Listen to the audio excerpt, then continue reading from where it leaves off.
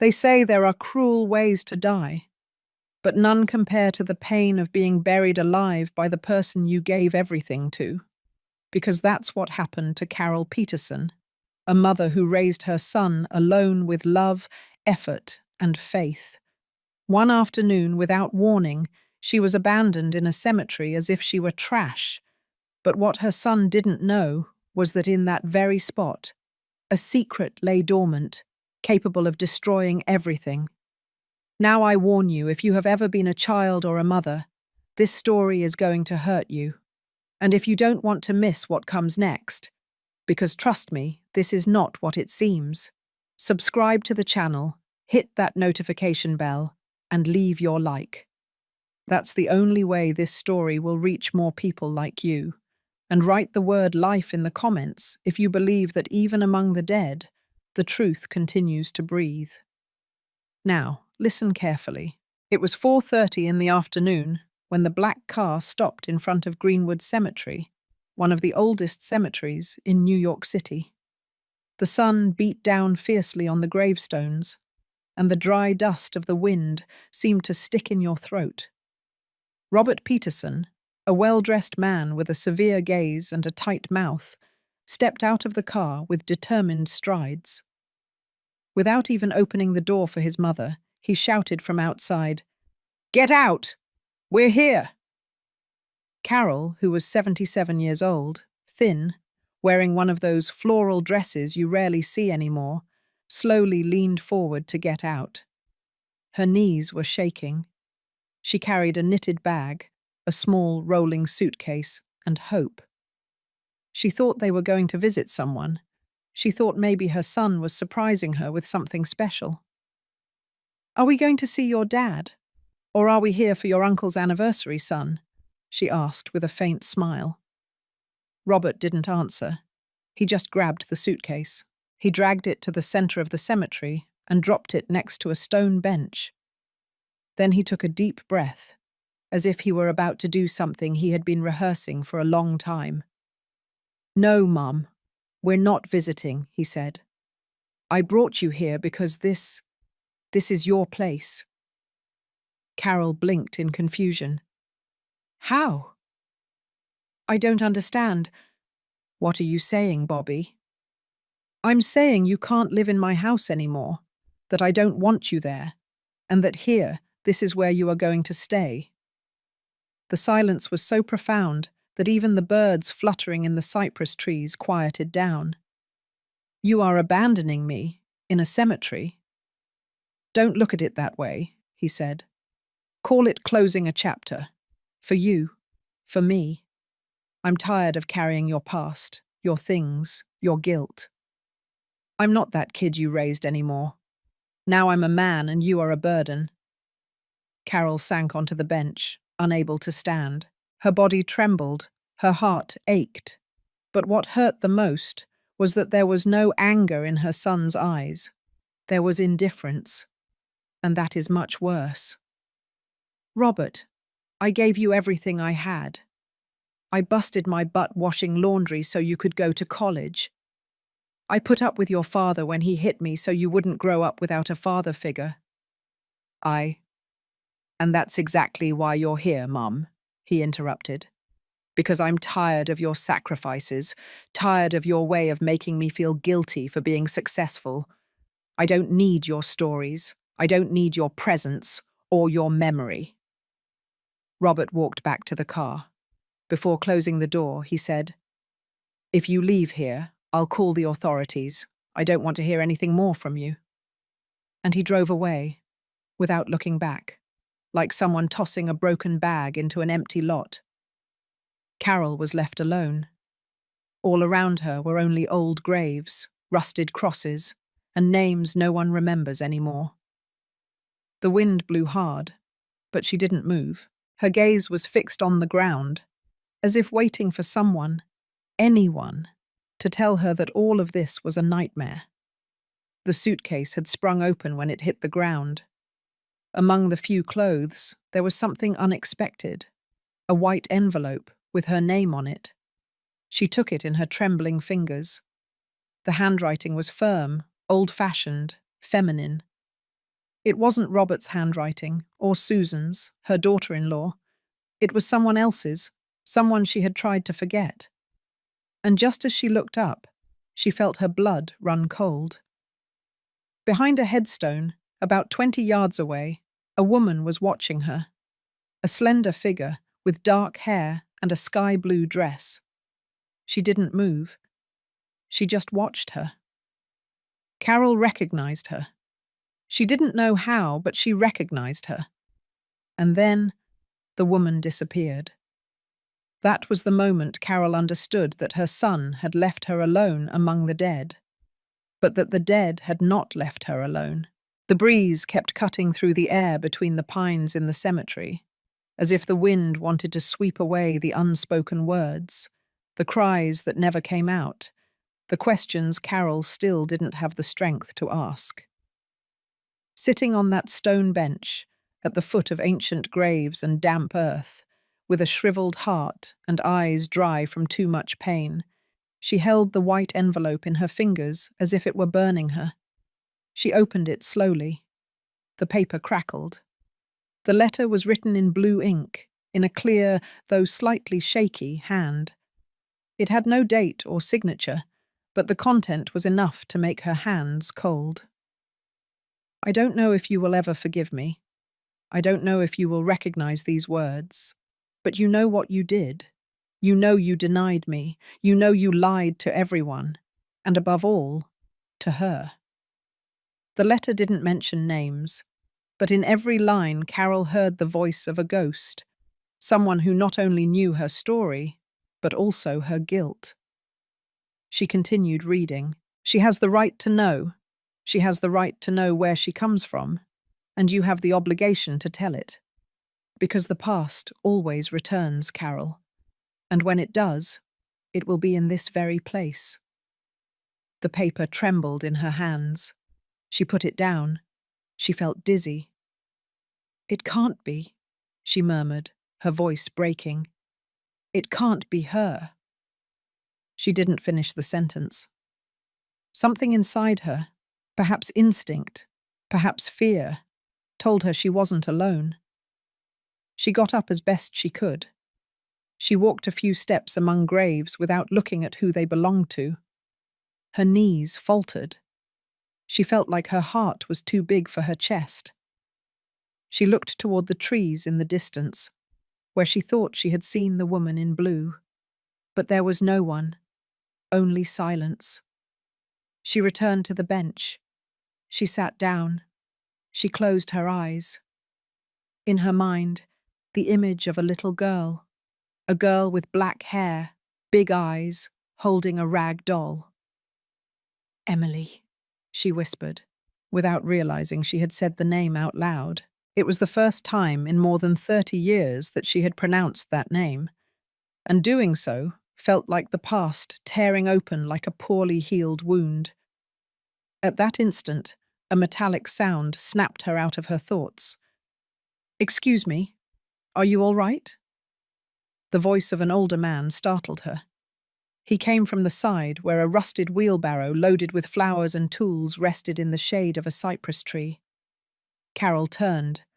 She recognized that face immediately, even though time had worn it down. "Roger, is that you?" "It is. Carol, it's me. Do you remember me?" Roger had been her neighbor for decades in the Lower East Side, before he retired and started working at the cemetery as a maintenance manager. Life had brought him here, and apparently life had brought her here too. "What are you doing here?" he asked. "And that suitcase, did they leave you alone?" She didn't answer. She just looked at him, with eyes full of something that wasn't just sadness, it was shame. "My son brought me," she said. "He said that this is where I belong." Roger clenched his jaw. He took a deep breath.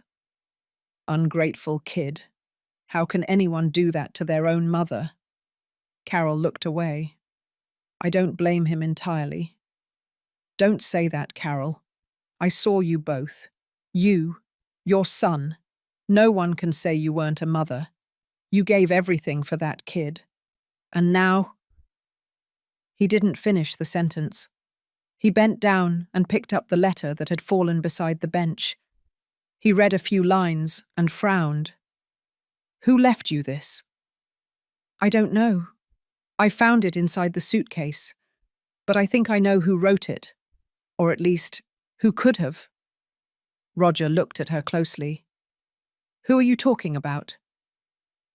Carol was silent for a few seconds. Then she swallowed and said, "Someone who should have been dead years ago." Roger moved closer. His expression changed. "Are you talking about your sister?" Carol didn't answer, but in that silence, Roger knew that something very old, very buried, was about to come to light, and that Carol's abandonment was not the beginning of a punishment, but the echo of a story that should never have been silenced. They stayed there, she sitting, he beside her. And between the two of them, a truth they didn't yet know how to face, but which they soon wouldn't be able to avoid. Because the name Carol had sworn never to pronounce again had just broken the silence. Roger had remained silent, watching Carol with a frown, his arms crossed and his heart shrinking with anger. In his face, weathered by years and sun, there was no judgment, but a deep sadness, a mixture of helplessness, disgust, and compassion. But Carol wasn't crying, not at that moment. Her face was dry, motionless, as if her soul had gone out. "Roger," she finally murmured, "you know what hurts more than abandonment?" He looked at her without answering. "It hurts more when abandonment doesn't come from a stranger, but from someone you shaped with your own hands." Then, almost as if she needed to prove something to him, as if she had to tear the truth out of herself, she said, "Robert didn't make that decision alone. The one who pushed him was Susan." The way she spoke that name carried a history, and not just any history, one full of tension, resentment, and fear. Roger sat down beside her without saying a single word. And Carol, as if someone had finally turned the tap in her throat, began to speak. Years ago, when Robert met Susan, Carol felt an immediate distrust she couldn't explain. It wasn't anything the young woman did directly. Susan was polite, attentive, always with sweet words when Robert was present. But when they were alone, Carol noticed the change. She wasn't just any daughter-in-law. There was an ambition in her disguised as kindness, a way of controlling things without raising her voice. Robert let himself be enveloped. Like many men, he confused manipulation with a strong personality. Within a few months, Susan had already made decisions in the house, rearranged furniture, changed curtains. And most importantly, she had started to make it clear that the mother-in-law's place was not there. "It's not that I don't love her, honey," Susan told Robert, while pouring coffee in the living room of their new apartment on the Upper West Side. "But you need your space. You're an adult. Your mum needs to understand that she's done raising you, she's done her duty, and now it's our turn to live our lives." Robert, accustomed to pleasing, nodded. He didn't want conflict, but he also didn't want to see his mother suffer, at least not back then. However, Susan kept insisting. "Besides," she continued one evening, "that house in the Lower East Side where your mother lives, could we sell it? It's worth a lot. With that, we could invest, you know, start something big. You wouldn't believe how many people are interested in that area." Robert swallowed. "That house is hers. She's your mother, and you are her only son. Everything she has will be yours anyway. All we're doing is moving the process along. Or what? Are you going to wait until she dies to move forward in life?" Robert didn't answer. "Think about it, sweetie. I'm not asking you to abandon her, just to put your family first, the one you are forming with me." Carol had noticed. Every time Susan visited the house, her footsteps were noisy, as if she didn't want to tread on ground she didn't feel was hers. She looked at everything with disdain. She touched the old furniture as if it were dirty. And as soon as Robert left for work, she would be alone with her mother-in-law, and the mask would drop. You know, Carol, sometimes I think you enjoy staying in this house just to get in your son's way. He could have so much more if he wasn't carrying you around. I am not a burden, Carol replied calmly. Of course not. You are the anchor, the chain, the reminder of everything he wants to leave behind.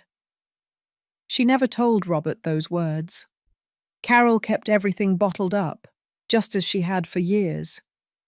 She thought time would put things in their place, that her son's heart would know how to distinguish between love and manipulation. But it didn't happen that way.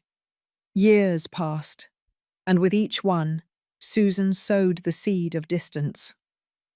You don't realize it, Mum, Robert told her one day, but it's not easy living with you. You make me feel guilty for everything. You always remind me of what you did for me.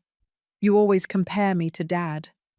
And I just want to live my life without that shadow over me. I am a shadow to you. I don't say it with malice. I'm just drowning. Carol didn't reply. She watched him leave, her heart tight, but without shedding a tear. She knew how to separate us, Carol said, looking at Roger. She didn't need to shout. She didn't need to push me out. She just planted the idea in his mind that I no longer had a place. Roger shook his head. And you still justify him. I don't justify him, but I understand him. I made mistakes, Roger. Maybe he was also carrying things I didn't see. And what mistake justifies a son leaving his mother alone in a cemetery? Carol didn't answer, but in her mind, the words of the letter kept echoing. You know you lied to everyone, and above all, to her. Then she looked at Roger with the most serious eyes he had ever seen.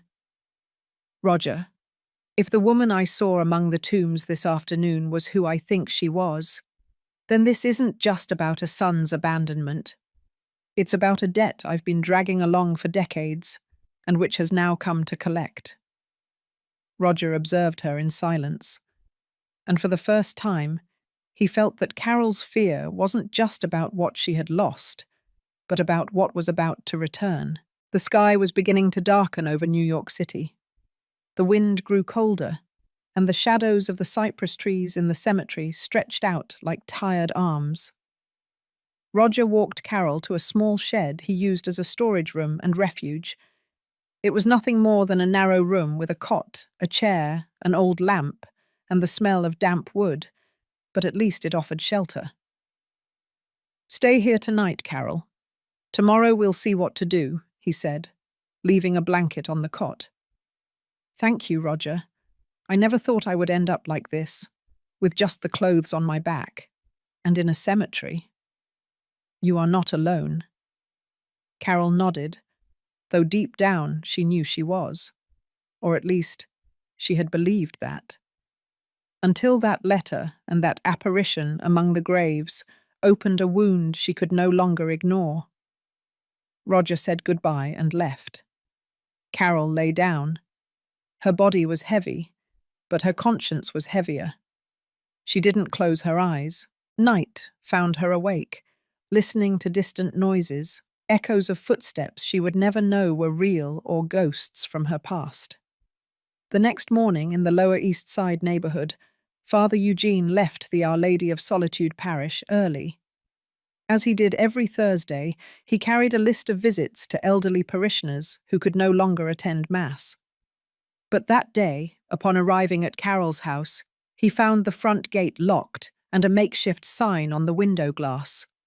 Private property, keep out. He knocked on the door several times. No one answered. He peered through a crack. The house was empty. The priest frowned. Something wasn't right. He walked to the corner and asked a neighbor, "Excuse me, have you seen Carol Peterson?" The woman looked at him sadly. Didn't you hear, Father? Her son came for her on Monday. He took her away. But they say it wasn't to care for her. It was to get rid of her. How? That's what they say. That he took her to the cemetery and left her there. Imagine. As if she were garbage. Poor woman. Eugene didn't wait any longer. He turned right around and went straight to Greenwood Cemetery. When he arrived, he found Roger sweeping dry leaves near the gate. "Roger, is Carol here?" Roger looked at him as if he had been expecting that question since the night before. "Yes, Father. She's here. Been here for 2 days." "What is she doing in a cemetery?" "Surviving." The priest didn't ask more. He followed him to the shed. He knocked on the door carefully. Carol opened it slowly, and seeing him, her face broke. The pain that had kept her contained loosened in a trembling sigh. "Father, daughter, what did they do to you?" She didn't answer. She just hugged him. Sitting inside, Carol told him everything. From the afternoon Robert took her to the cemetery, to the letter she had found, and the figure of the woman in the blue dress. Father Eugene listened without interrupting. He took the letter. He read it several times. Then he placed it on the table and said, "This is no coincidence. I know it." "Do you think it was her?" Carol lowered her gaze. "After so many years, I don't have the right to think so. But yes, I think it was Stella." Eugene shifted in his chair. His fingers drummed on his knee. Then he leaned toward her. "Carol, there's something I haven't told you." She looked up. "About 20 years ago, a woman came to the parish. Her name was Stella Peterson. She said she was looking for her sister. She told me her story, but when I asked for more details, she backed away. She said she had thought better of it, that she didn't want to stir up the past. She left and never came back." Carol pressed her lips together. "Why did you never tell me?" "Because she asked me not to. She begged me not to tell you about her. She said that she had forgiven you, but she didn't want to hurt you." Carol was silent, her mouth slightly open and her soul tangled up. "Do you think she's still alive?" Eugene didn't answer immediately. "I don't know, but if that letter is from her, something important is about to happen." "I never told Robert, Father, or anyone. What happened between Stella and me, I buried with time, and now that time has come to unearth it." The two remained silent. The priest looked at the ceiling, as if searching the sky for a sign. Carol closed her eyes for an instant. When she opened them again, she asked in a low voice, "Do you believe in divine justice?" "Yes," he said.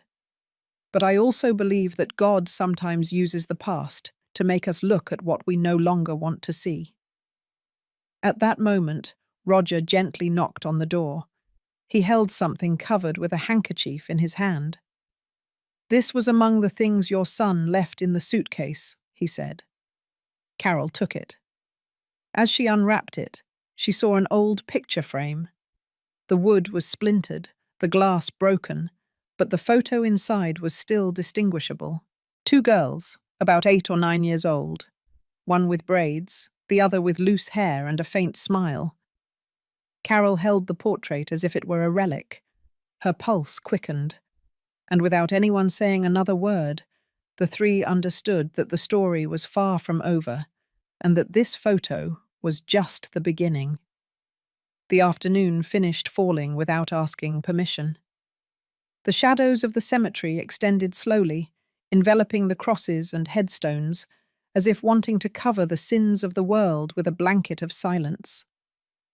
Inside the shed, Carol was still sitting in the same chair as hours ago, without changing her posture, with the picture frame in her hands and her eyes fixed on the childish faces of 2 girls who, at another time, had laughed together under the same roof. The photo was old, and although the glass was broken, The image was still there, intact in its essence. On the left, a girl with braids and a light-colored dress. On the right, another with a more serious expression, but with the same look of big eyes that still lived in Carol's mirror today. "Stella," she whispered, without realizing she had said the name out loud. Father Eugene slowly rose from where he was. He seemed tense, but he didn't want to pressure her. Roger, meanwhile, had gone out to get some coffee and a sweet roll to share. "Do you want to talk about her?" the priest asked softly. Carol shook her head. Not yet. Not with words, because there were things that hurt so much that neither the years nor confessions could lighten the load. When the silence grew thicker and the air grew colder, the priest approached the door. "I have to go. I'll be back early tomorrow. But please, rest. This place is not for a woman like you to live in, Carol. It's not fair." "Neither is living in a house where no one wants you," she replied without taking her eyes off the portrait. Eugene understood that he shouldn't insist. He left with slow steps, his back hunched, leaving Carol alone with her story. When the darkness was complete, Carol decided to lie down. Not on the cot. She couldn't. There were too many thoughts to lie down. So she returned to the stone bench where everything had begun. She wrapped herself in the blanket and sat under the faint light of a rusty lamppost. The cemetery at night is not scary. It's sad. The headstones don't scream. The dead don't walk. What weighs most heavily there are the memories, the recollections of those who mourn alone. Carol closed her eyes. But sleep didn't come calmly. It came suddenly, as if an inner door abruptly opened, dragging her towards something she had suppressed for decades. And she dreamt. She dreamt of a girl running through a field of sunflowers. She was dressed in blue, with loose hair and cheeks stained with dirt. She laughed. She laughed with a laugh so free it hurt. But suddenly the laughter stopped. The girl stopped, turned around, and her eyes fixed on Carol's. "Why did you leave me, Mum?" Carol woke up startled. Her chest burned. She put her hand to her heart. It took her a few seconds to recognize where she was. And at that moment, she felt she wasn't alone. She turned to her right. And there, in the distance, behind a tall tomb, she saw her again. The figure, the woman in blue, was not a dream. She was there, standing, watching her, not moving. Carol stood up as best she could, swaying. "Who are you?" she asked, without a voice. The figure didn't answer. She didn't move, but she didn't disappear like the last time either. Then Carol took a step, and another. She approached, despite the fear, despite the trembling in her legs. But when she reached the spot where the woman had been, there was no one. Only a flower. A single blue flower, placed on a headstone she didn't recognize. She bent down. She picked it up. And looking closer at the headstone, she read a name that took her breath away. Emily R. It said nothing more. No date of birth, nor of death. Just that name. The flower slipped from her fingers, and at that moment, a voice, whispered by the wind, brushed past her ear. "Not everything that is buried is dead." Carol backed away, breathing heavily. She put her hand to her mouth. Her heart was pounding with a force she hadn't felt since her youth, and she understood, deep in her soul, that the moment had arrived. The moment to speak, to remember, and to finally tell the truth. The truth she had kept locked away for so many years. The truth she could no longer silence. Carol didn't return to the shed that night. She stayed seated for hours next to the headstone with the name Emily R. on it, even though she knew that place was not hers. Or maybe it was.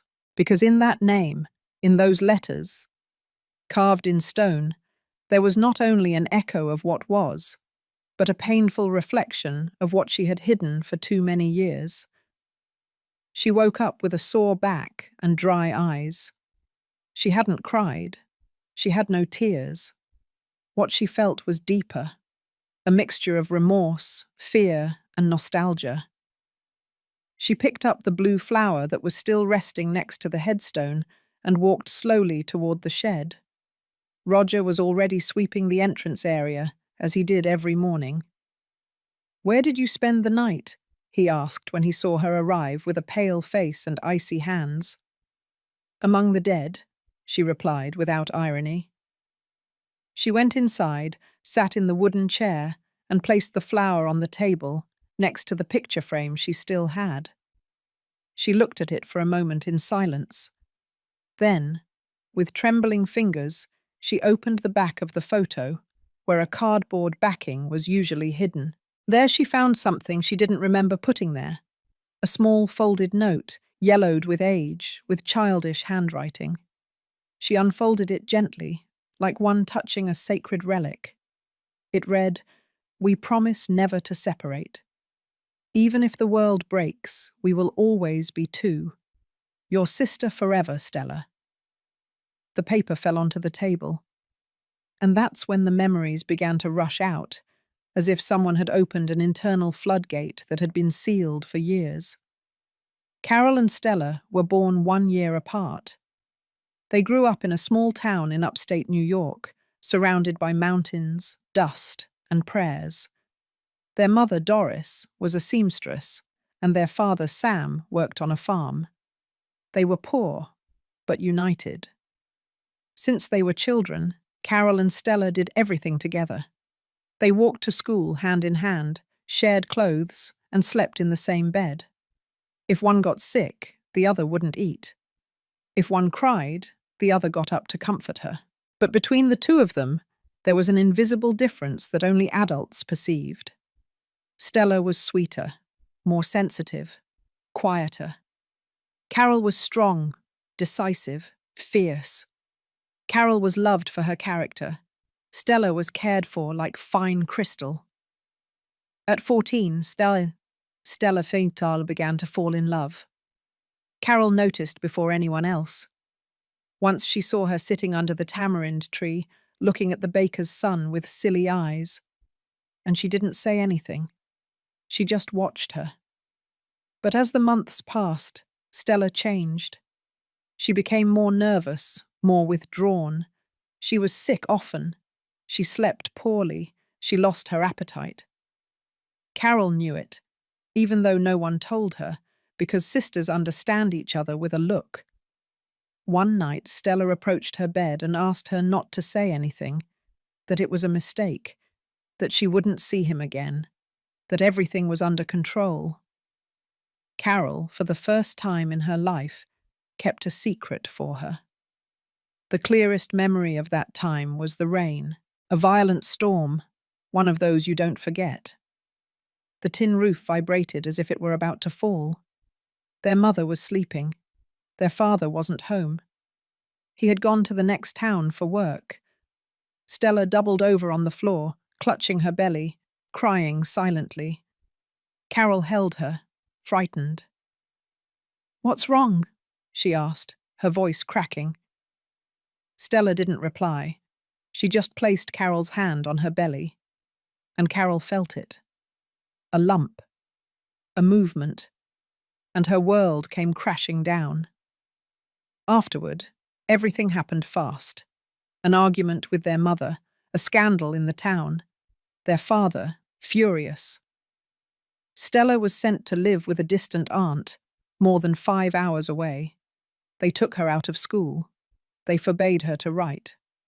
And Carol was left with the empty promise in her hands. She never heard from her again, until many years later. Roger entered the shed silently, carrying a steaming cup of coffee. "Everything all right?" he asked, noticing that Carol was lost in thought. the childish note in her hands. She looked up. "My sister was pregnant," she said, without preamble. Roger looked at her in surprise, but didn't interrupt. "I knew it. I knew it before anyone else. And I kept quiet. I thought everything would work out. I thought our family would handle it with love. But no, they threw her out. They silenced her. And I did nothing." She paused for a moment, then added, "I never saw her again. I didn't even know if the baby was born. I was only left with the doubt and the burden." Roger swallowed. "Do you think the woman you saw last night is her?" "I don't know, but something tells me that what I buried so many years ago is about to return." And as she said that, somewhere in the city, a name was being spoken for the first time in decades. A name that hadn't died. A name that was about to rise from the dust and change everything. The air in the shed was dense, not because of dust or confinement, but because of everything that floated in the atmosphere. Memories Carol hadn't wanted to name for more than 40 years. And now, there they were, falling over her like relentless rain. Roger had left for a while.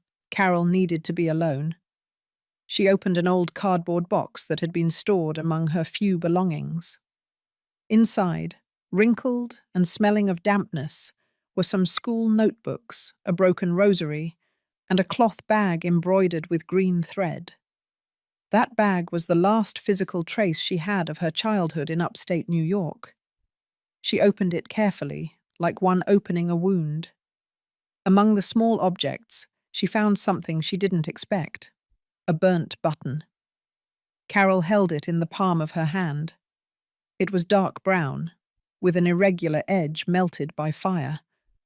And it was enough for everything to come back, all at once. She was 15 when it happened.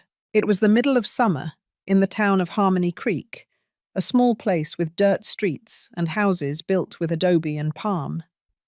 At that time, her father, Sam, had argued with several neighbors over some land, and the tension in the town was evident. But that wasn't the worst. The night of the fire, Carol and Stella were sleeping together. Their mother had gone to a neighbor's wake, and their father was not home. Everything was silent. Until an explosion woke her up. The ceiling was cracking, smoke was already seeping through the cracks in the door. Carol got up suddenly, shook Stella, screamed her name, but her sister didn't react. She was pale, sweating. She had had a fever all afternoon and couldn't get up. "Stella, please wake up," she begged, pulling her hard. The heat was unbearable. The fire was already consuming the walls. Carol ran to look for water but found nothing more than an empty bucket. Outside, the neighbors began to shout. Desperation pushed. She couldn't carry her. Stella was taller than her and completely unconscious. She tried everything. She dragged her to the door, but the wood was already burning. It was at that moment that her mother appeared. She entered with a cloth over her face and dragged Carol out. "And your sister?" she screamed. "I couldn't get her out. I couldn't. She was burning." The next few minutes were confusing. The fire consumed the house almost completely. The men of the town tried to control the flames with buckets, shovels, and desperation, but it was useless. When the sun rose, only rubble remained. Nothing of Stella's body was found, only a piece of blue cloth and a button. That same button that Carol was now holding in her fingers so many years later. But the fire hadn't just taken a house. It had also taken a truth. Carol remembered her mother's face after the fire. She didn't cry. She didn't scream. She just stroked her hair while telling her over and over, "What happened here stays here. Stella is with God, and you are alive. That's all that matters." The following days were silent. No one talked about what had happened. The town whispered, but no one confronted. The women looked at Carol with pity, the men with strangeness. And she, deep down, knew something wasn't right, because she never saw ashes. She never smelled death. She never heard a scream. Only the fire. Only the silence. Only that button. The memory shook her like an earthquake. Carol dropped the object and covered her face. Entire years had been built on a lie that was now beginning to crack. What if Stella hadn't died? What if someone had gotten her out before the house collapsed? And what if her mother's silence was, in reality, a pact to hide something much bigger? The letter she had found in the suitcase, the apparition in the cemetery, the name on the headstone, everything was starting to take a shape that sent chills down her spine. She stood up. She was breathing heavily. She knew what she had to do. She had to go back to the beginning, to Harmony Creek, back where the fire started, back where the past was still alive, waiting to be unearthed. That morning, the sky over New York City dawned covered by a light fog that made the crosses of Greenwood Cemetery seem to float among the trees. Carol got up with a numb body, but with a firm decision fixed in her chest. She had to go back to Harmony Creek, back where everything broke, back where, perhaps, something was still alive. Before leaving the shed, she looked for Roger. "I'm going to the town where I was born," she told him bluntly. "And how do you plan to get there?" he asked, worried. "I don't know, but I have to do it. Something tells me that if I don't go back, I won't find peace." He didn't argue. He lent her some money, prepared her some bread and beans wrapped in napkins, and gave her a small backpack. Carol thanked him with teary eyes, as if she were saying goodbye forever. However, she hadn't taken 2 steps out of the cemetery when a familiar voice broke the air. "Carol." She turned, her heart in her mouth. It was Father Eugene, with a serious expression, carrying his briefcase and a small notebook in his hand. "I need to speak with you before you leave." "I can't waste time, Father. I have to go back to the past." "Precisely for that. If you are going to face the past, you must do so knowing everything. I didn't tell you something I discovered a few years ago, but didn't understand until now." They entered the shed again.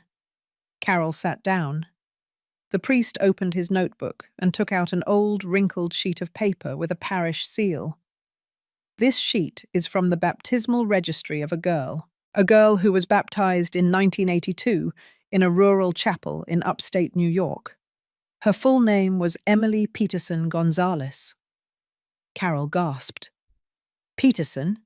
My last name?" "Yes. And look who signed as the mother." The priest pointed to a name written in black ink, in cursive handwriting. Carol didn't need to read it twice. Stella Peterson. Her sister hadn't died. "And the father?" she asked, her voice trembling. Eugene shook his head. "It's not registered. But the strangest thing is that, according to the marginal note, Stella had expressly requested that this record be kept confidential, almost as if she wanted to hide it from the world, or from someone."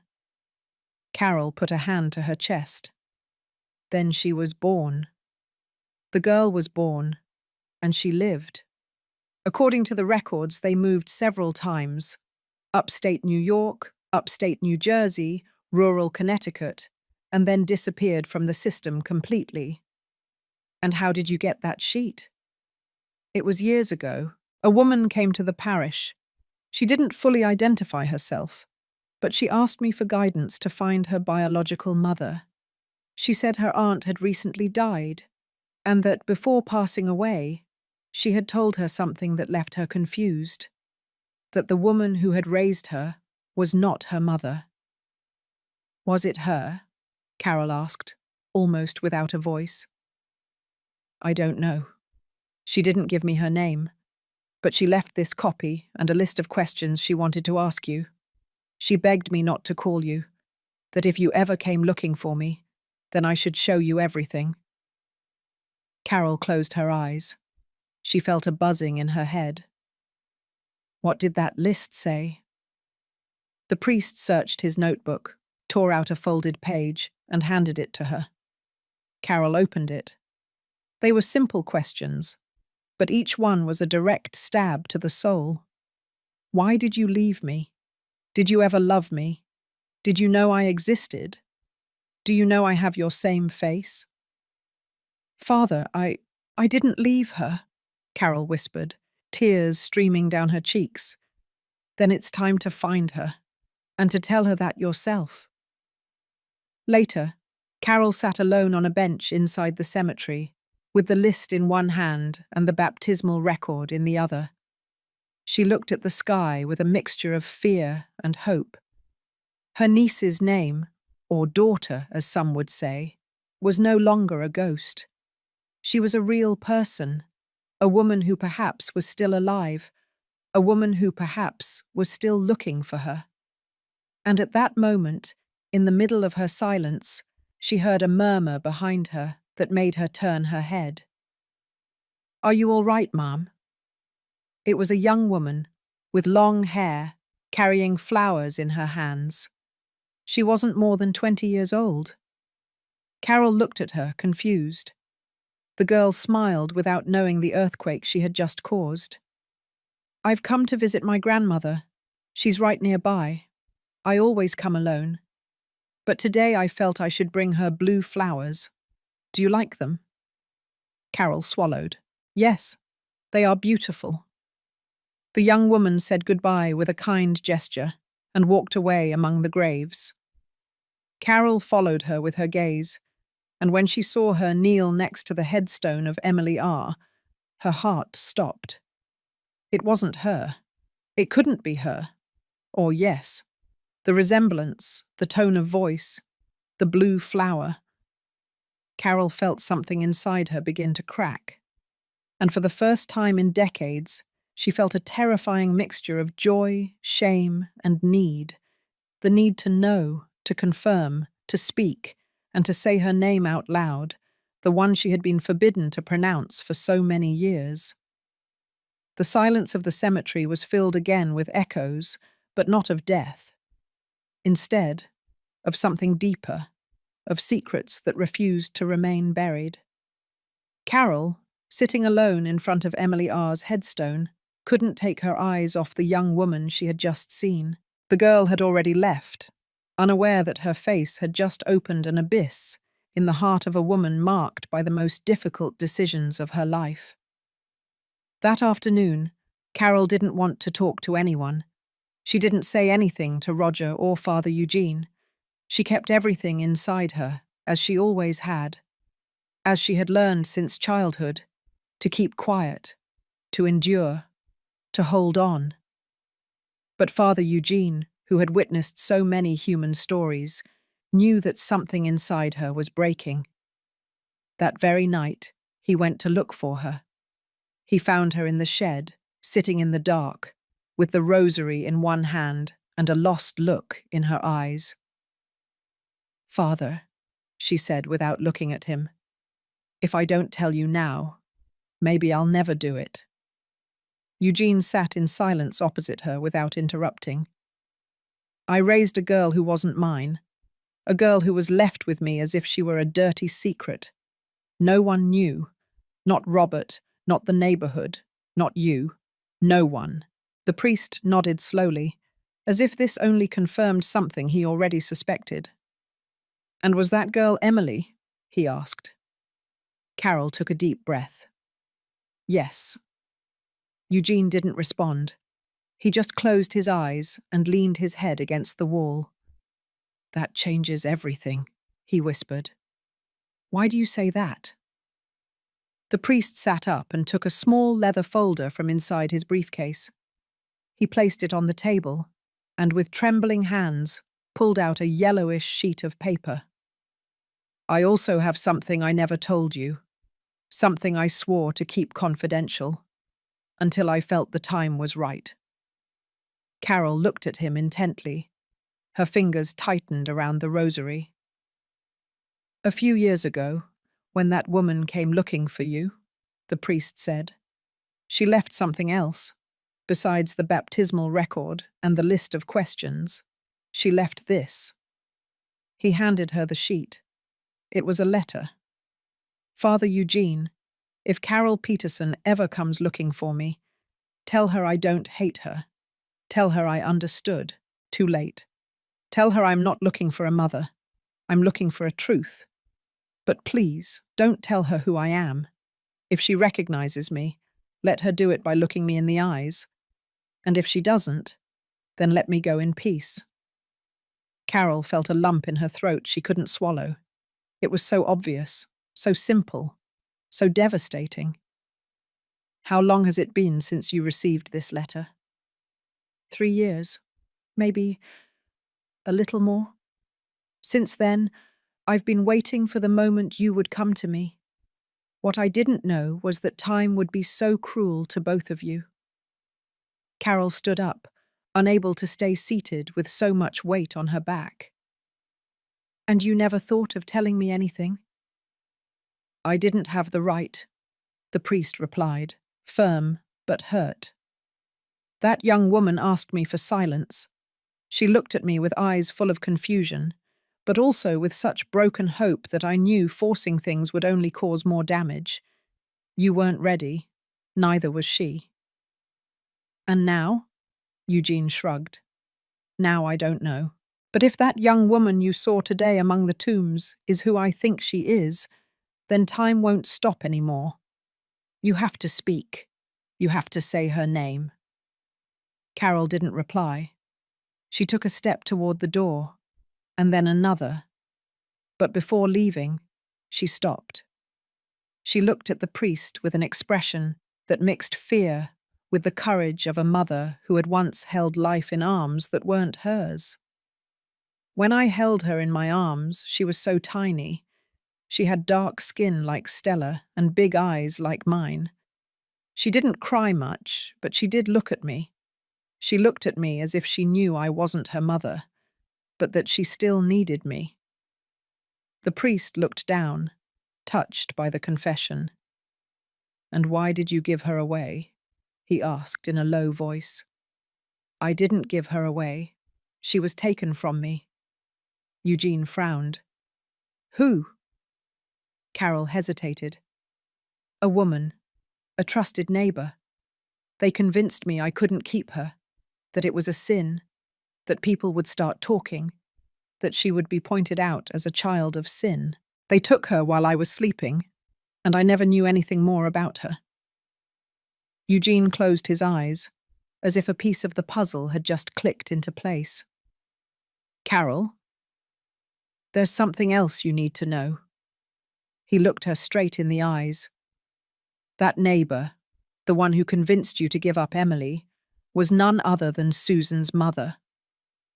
The impact was sharp. Carol froze. "What are you saying?" "Susan grew up hearing that story. She grew up believing that Emily was a shame to the family, that you had failed, that you were a bad woman. That's why she always scorned you. That's why she poisoned Robert against you. Because she didn't just hate you, she feared you." Carol clenched her fists. "So Susan knew the whole time?" Eugene nodded very slowly. "And if Susan knew it, then I wouldn't be surprised if she did something else." Carol looked at the letter again. Her pulse was steady. There was no more room for doubt. "Father, I think it's time to find her. And it doesn't matter if she hates me, if she doesn't recognize me, if she doesn't want to see me. I need to know if Emily is alive, and I need to ask her for forgiveness." Father Eugene didn't say anything more. He just handed her a handwritten name and address, a clue, a possibility. And Carol knew, without needing confirmation, that she was about to reunite with the biggest mistake of her life. One who walked with a face of her own, one who perhaps had already looked her in the eyes without knowing who she really was. The handwritten address on the paper Father Eugene gave Carol was clear, although somewhat worn with time. It read, Pine Street, number 46, St. Anthony neighborhood, upstate New York. There was no phone number, no full name, no clue other than that. Carol spent that night without closing her eyes. It wasn't just the insomnia common in old age, nor the cold seeping through the cracks in the shed. It was the feeling that something very big was about to change, as if the world, after years of being on pause, was finally beginning to move. At dawn, she sat down in front of a cup of coffee Roger prepared for her, and without lifting her gaze from the dark liquid, she said in a low voice, I'm going to upstate New York. Roger didn't stop her. He just offered to take her to the bus terminal. During the ride in the old caretaker's car, Carol kept her hands on her lap, clutching the paper as if it were a direct ticket to the past. She didn't speak anymore. It wasn't necessary. The decision had already been made. The bus left mid-morning. The journey lasted several hours.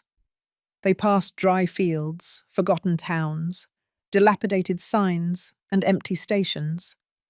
But Carol wasn't paying attention to any of it. Her gaze was fixed on the window, but she wasn't seeing the landscape. She was seeing other things. Stella's eyes, the cries of a baby wrapped in blankets, Susan's face shouting meddler at her in the kitchen, and the eyes of a young woman in the cemetery, placing blue flowers without knowing who that grave belonged to. She arrived in upstate New York at sunset.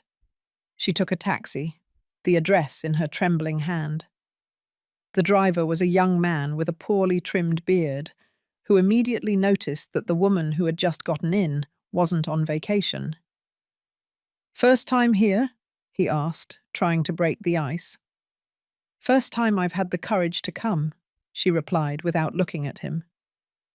The taxi stopped in front of a modest house with a cream-coloured facade and a black wrought-iron gate. The walls were a little faded, but the garden was well maintained. There were geraniums in hanging pots and a child's bicycle leaning against the fence. Carol got out of the car as if her legs weighed twice as much. She walked to the gate. She knocked once, twice. She waited. No one answered. Maybe she's not home, she murmured. She was about to leave when she heard footsteps approaching. From the end of the hallway, an older woman in her late 60s appeared, wearing a cotton robe and her hair tied up in a messy bun. Are you looking for someone? She asked, peering out. Yes, excuse the bother. Does Emily live here? The woman frowned. Who's asking? Carol hesitated. She didn't know what to say. She couldn't say her mother, nor her aunt, so she opted for an honest but incomplete answer. My name is Carol Peterson. I just need to talk to her. I don't want to cause any trouble. The woman studied her for a few more seconds. Then she nodded and disappeared inside. Carol felt like she couldn't breathe. A couple of minutes later, the door opened. And there she was. The young woman, the same one from the cemetery, without flowers, without a shadow, face to face. She was wearing a light blue blouse and denim jeans. Her hair was pulled back in a long braid that fell over one shoulder. Her eyes were large, dark, and when they met Carol's, there was a silence so profound it seemed to stop time. Emily didn't say anything. She didn't smile either. Do we know each other? She asked, with a serene, almost cautious voice. Carol swallowed. Her throat was dry, her hands cold, her heart pounding in her ears. I saw you at the cemetery, she managed to say. Are you the lady who was next to the grave? Carol nodded. Yes, I didn't know if it was you. Emily narrowed her eyes. Who? Me? The question was simple, the answer devastating. Carol felt her whole body tremble, and without thinking any further, She finally said what she had hidden for decades. I am Carol Peterson, Stella's sister, and you are my niece. Or you were, or you still are. I don't know. Emily's face didn't change. She didn't scream. She didn't cry. She didn't fall to the ground. She just looked at her for a long time. Then she lowered her gaze and said, "Then it was true." What was true? Everything she wrote in her diary. Carol froze. Diary? Emily nodded softly. Yes, my mother's. I found it 3 years ago. She had kept it as if it were a treasure. She wrote about you in it, about how she looked for you, about how you rejected her, about how you took everything she had. Carol took a step back. It wasn't like that. Not completely, maybe, but it doesn't matter now. Why? Emily looked up. This time her eyes were filled with something more than distance. They were filled with pain. Because she died believing that you hated her. The blow was sharp. Carol felt like she couldn't breathe. She held onto the gate frame to keep from falling. She died? 3 years ago, in a hospital bed in upstate New York, she took my hand and told me, "If you ever see Carol, tell her I don't hate her, but that I never understood why she hurt me so much." Carol couldn't hold it in. She covered her face with her hands. Tears began to flow, without stopping. I didn't know she was alive. I know. I didn't come here for answers, just for peace. Emily took a step back, as if she didn't want to listen anymore. Thank you for coming, Carol. But I don't know if I have anything more to say. She was about to close the door, but she stopped. Just one thing. If I looked for you, it wasn't to find a mother. It was to understand who I am. And today, finally, I understood. She closed the gate gently. Carol didn't move. She couldn't. She stayed there, under the upstate New York sky, her feet rooted to the ground and her soul broken inside. And in her mind, a single word echoed: forgiveness. But she no longer knew if she was still in time to ask for it, or if that truth, which had finally come to light, had arrived too late. The bus back to New York City moved slowly on the highway, winding between hills and dry farmlands. Carol sat next to the window, her gaze fixed on a non-existent point in the landscape. She had no luggage, only a constant idea, like a needle sticking in her chest with every breath. Emily hadn't forgiven her. She hadn't expected hugs or tears. But a part of her, naively, believed that the encounter would change something, that the truth, even if late, would serve to mend things. But no. Emily didn't scream, didn't judge, and perhaps that was the most painful part. That resigned calm, that it doesn't matter anymore, that thank you for coming, but I don't want to know more. That night, when she arrived at Greenwood Cemetery, Roger was already waiting for her. He helped her get out of the taxi, offered her hot coffee, but Carol barely spoke to him. She just asked for a blanket and locked herself in the shed. 2 days passed. She didn't leave. She barely ate. She slept little. Roger, worried, went to see Father Eugene. And on the 3rd day, both came to talk to her. "Carol," the priest said firmly, "you can't stay locked up here. You took an important step, but this is not over." "For me, it is," she replied from her cot. "Emily is alive and doesn't want anything to do with me. What more can I do?" "Tell the truth," Eugene insisted. "Not just to her, but to Robert, to everyone. You have nothing left to lose." "And what if I lose the little I have left?" You can't lose what was already taken from you years ago. Carol closed her eyes. There was something she still hadn't said, a thought that had grown inside her like a bitter root. Susan knew, from the beginning. The priest and Roger exchanged a look. How can you be so sure? Eugene asked. Because Susan's mother was the one who took Emily, I'm sure. She handed her over. And Susan grew up with that story. She hated me because of it. She judged me in silence for years.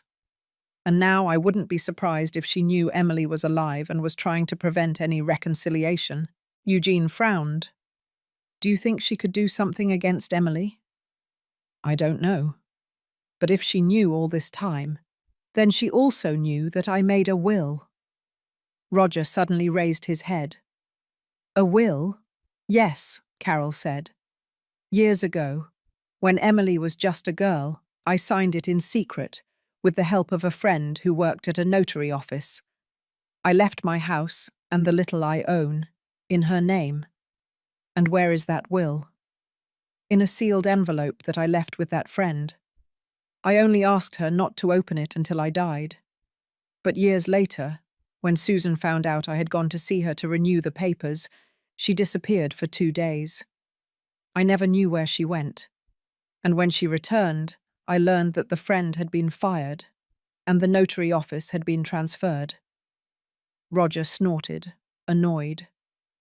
Susan moved everything to destroy it. I think so.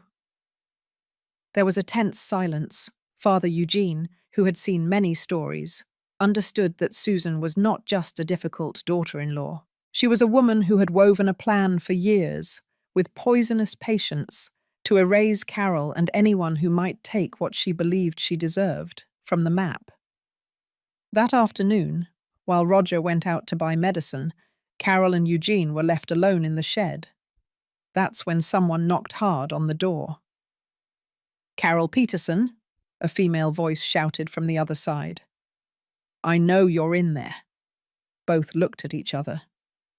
Carol slowly stood up and opened the door. There stood Susan, furious, with a pale face and eyes burning with rage. You have no shame. You dared to look for her, to look for that damned bastard child, she shouted.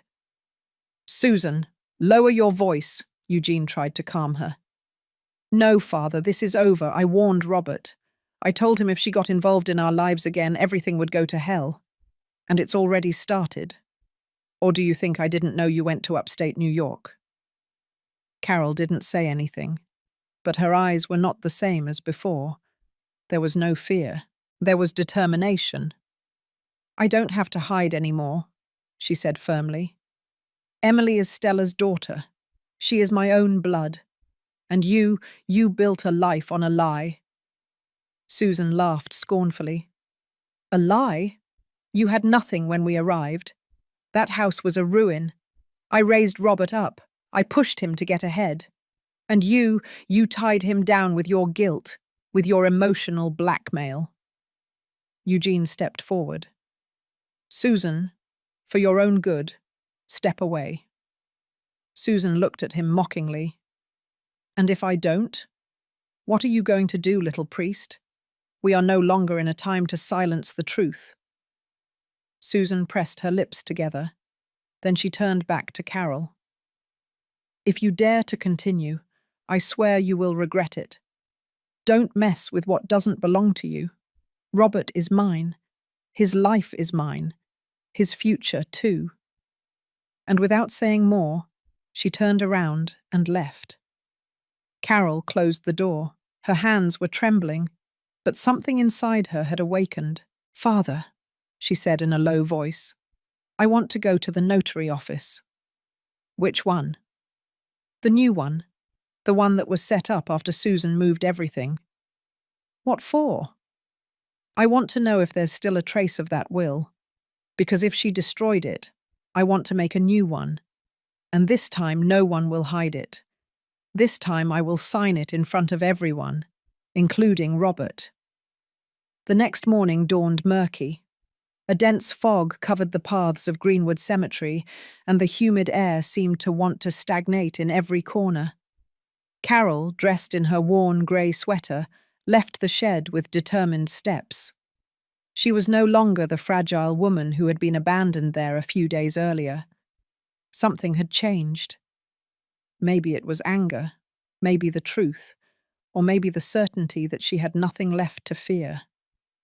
Roger was waiting for her with the engine of his old car running. They were heading downtown, to the notary office where the new firm was operating, which, according to Carol, had been installed after the original will disappeared. "Are you sure this is the same notary office?" Roger asked, as they stopped in front of a modern building of glass and marble, very different from the old office where Carol had made her will years ago. "No," she replied, "but whoever replaced it has what belongs to me." They went in. Carol explained to the receptionist what she was looking for, her full name, the estimated year she signed the will, and the name of the original notary, Ms. Julia Marshall. The young man typed on the computer for a few minutes. Then he frowned and said, "There is no file with your name here. There are no records of Ms. Marshall either." "What do you mean there are no records?" Roger said, irritated. "What kind of notary office is this?" "I'm sorry, sir, but according to the Department of State documents, this office only opened 5 years ago. Before that, the premises were closed for more than a decade. There are no files prior to that date." Carol felt her blood run cold. "And is there no digital backup? A copy? A log?" "No. The archives were most likely lost or destroyed when the property was transferred." They left without saying a word. Once outside, Carol sat on a bench in the plaza in front of the notary office. She looked at the overcast sky, while cars drove by indifferently on the avenue. "Did she destroy everything?" she finally said. "Susan made sure to erase my will with the same coldness with which she erased me from Robert's life." Roger, who had known her since she was young, looked at her with renewed respect. Carol wasn't crying. She was just clenching her teeth, as if there was something stronger than sadness inside her. "What are you going to do?" he asked. "What I didn't do before," she replied. "I'm going to sign a new will, but this time I won't keep it a secret."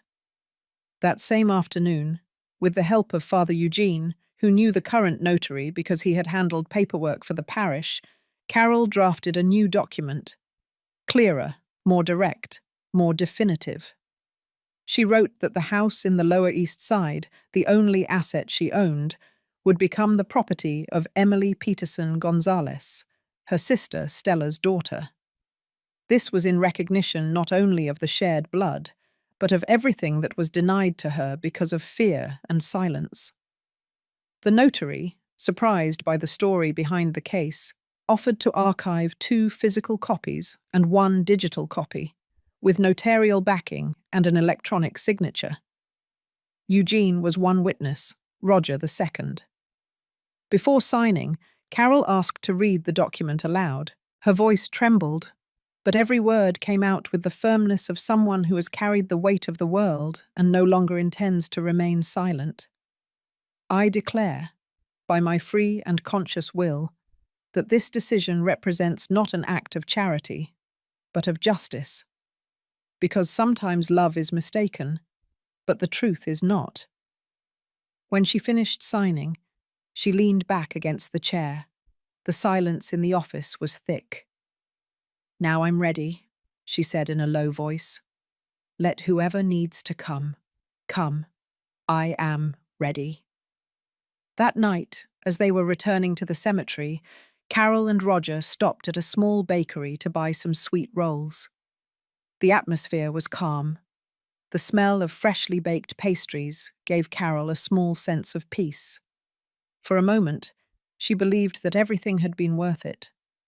But upon arriving at the shed, something wasn't right. The door was ajar. They entered cautiously.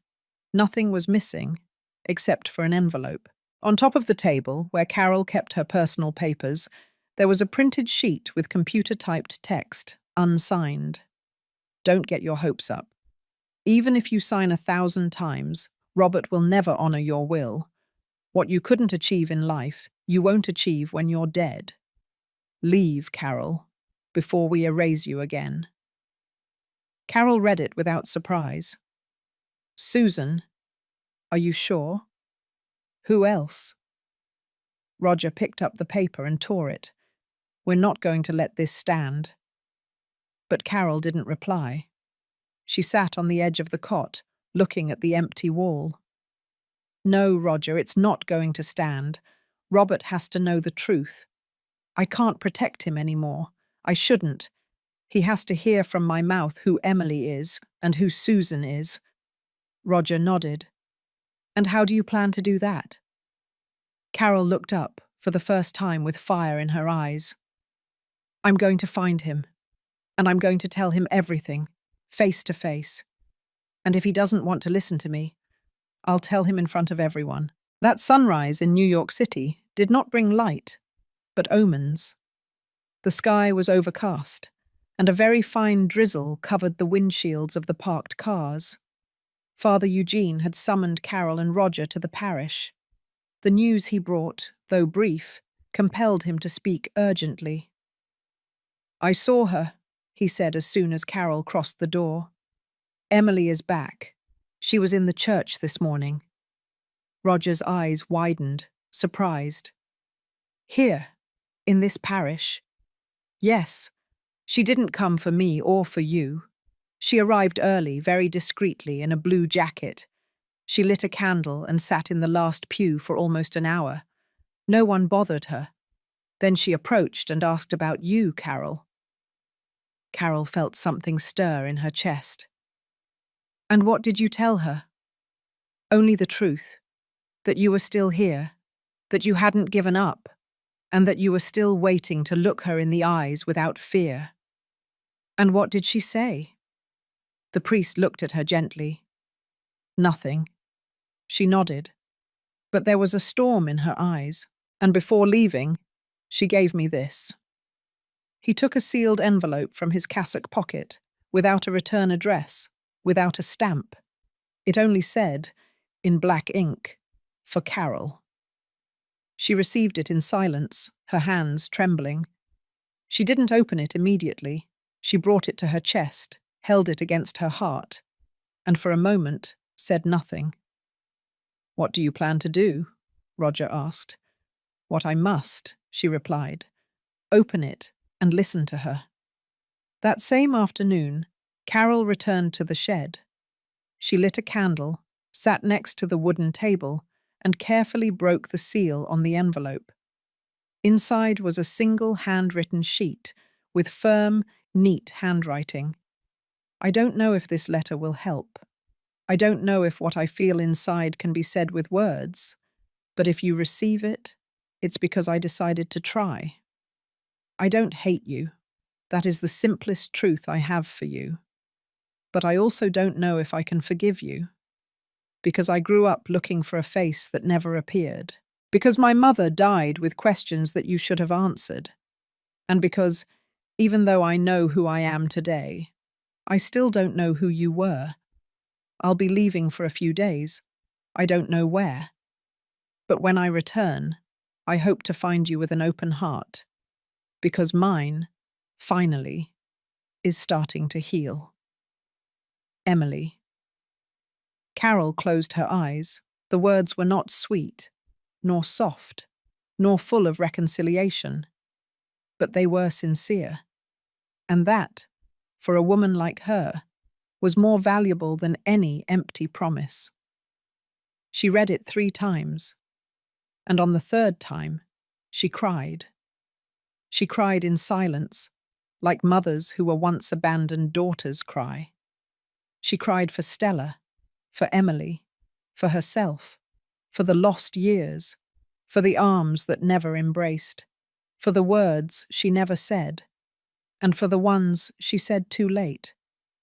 That night, Roger found her asleep on the table, the letter still in her fingers. The next day, as Carol helped sweep one of the side areas of the cemetery, A familiar figure appeared at the main gate, Robert. He was alone, with a pale face, dishevelled hair, and eyes filled with something Carol couldn't identify at first. It wasn't hatred. It wasn't anger. It was disorientation, as if finally, after years of believing he was right, he was beginning to question everything. "Mum," he said, his voice barely audible. Carol let the broom drop. "Robert, I need to talk to you." Roger, watching them from a distance, understood he shouldn't intervene. "Why did you come back?" Carol asked. "Susan found out about the will. She read it. I don't know how, but she went crazy. She told me you were giving everything away to a bastard." Robert used the term with shame. "I didn't understand anything. She yelled at me. She blamed me. She told me you had betrayed me, and then I realized something." "What?" "That all my life I've listened more to others than to you." Carol didn't reply. She just observed him. "I don't know if I'm ready to forgive," he added, "but I am ready to understand, and I want you to tell me the truth. Everything." She nodded calmly. "I will, but not now." "Why?" "Because first you need to see with your own eyes what you were always denying, and that truth won't be told by me. She will tell you." Robert frowned. "Emily? Yes, where is she?" Carol smiled faintly. "She will be back soon, but she won't come for me. She will come for something you also deserve to know. And when that happens, Robert, nothing in your life will ever be the same." The sound of the parish bells announced 6 in the evening. The sky was beginning to turn orange, and in Greenwood Cemetery, the wind blew with a different force, as if announcing that something was about to shift deep within that story that had remained in the shadows for years. Robert and Carol were still sitting in the shed, face to face, in silence. It wasn't a tense silence, but one charged with expectation. He had come looking for answers. She, with her entire past weighing on her, didn't know where to start. Until someone knocked on the door. It was Father Eugene, and with him, Emily. Robert stood up when he saw her. He had spent so many years without knowing he had a sister, that now, having her in front of him, forced him to reevaluate every childhood memory. Emily didn't look at him with resentment, only with a distant calm, the kind that only comes after much contained pain. "May I come in?" she asked. Carol nodded. "Thank you for coming back." "I'm not here for you," Emily replied. "I'm here for her." She took a thick notebook, bound in cloth, from her bag. She placed it on the table delicately, as if carrying something fragile. "This diary belonged to my mother, Stella." Robert swallowed. Carol reached out her hand, but Emily didn't let go immediately. "You will read it, yes. But first, I want him to hear it," she said, pointing to Robert. "He needs to know who his mother really was and who his aunt was." Robert didn't dare to sit down. "I don't know if I want to hear that," he said, uncomfortable. "Well, you should," Emily replied, "because your mother was many things, but above all, she was a coward." Carol closed her eyes, not to avoid the blow, but to receive it head-on. Emily opened the notebook in the middle and began to read aloud. September, 1982. "I dreamt of Carol today. I dreamt she hugged me, that she told me everything would be all right. But I woke up alone, and I knew that hug would never come. I don't know if she hates me, if she fears me, or if she simply couldn't forgive me. All I know is that when I went looking for her, she didn't open the door for me. She turned her face away, and I knew that, for her, I was dead. But I don't care, because I have Emily, my girl, the one I hold in my arms as the last piece of dignity I have left." Robert lowered his head. Emily turned to another page. February 1986. Emily asks about her aunt. She doesn't know that aunt is actually the woman who took away my chance to raise her with her family. Carol was afraid. I understand, but I don't justify her. I gave her all my love during that visit. I showed her the photos. I told her I had changed, that I was only looking for her forgiveness. And she told me to leave, not to come back that night. I cried with my daughter in my arms, and I promised her that one day, when she knew the truth, she wouldn't hate her mother, but the person who hid it from her. Carol pressed her lips together in silence. There was no possible defense, no excuse. She had done it. She rejected her. She let fear defeat her. Robert didn't say anything. His face was hard, but his eyes were trembling. Emily closed the diary. That's just one part. There's much more. Whole pages filled with pain, hunger, fear, struggle. My mother wasn't perfect, but she didn't give up. She cared for me fiercely. She gave me everything she could. And every night she talked about you, Carol, as if she were still waiting for you. Carol looked up. And she was. I know she was. But when she came back, I was different. I was married, with a small child, and a daughter-in-law who was already beginning to sow poison. I was afraid, Emily, afraid that her return would tear down everything I had built, and out of cowardice, I pushed her away. Robert finally spoke. And me? Why did you never tell me? Because you were a child, son, and then you were a man, and you became deaf, and I grew old, and I didn't find the right time. Robert stood up. And you think now is the right time? No, Carol replied with dignity. It's too late. But even so, I don't want to leave without you knowing everything. Father Eugene, who had remained silent, approached. Robert, there are things you have to hear even if they hurt, because if you don't, your conscience will do it for the rest of your life. Robert looked at her. Then he looked at Emily. And for the first time, he lowered his guard. Then tell me everything, Mum. Everything you never said. Because if I'm going to judge you, I want to do it knowing the truth. Carol took a deep breath. She took the diary in her hands, and with a voice broken by the years, but firmer than ever, she said, It all began in upstate New York, with a scared girl, a pregnant sister, and a lie that changed everything.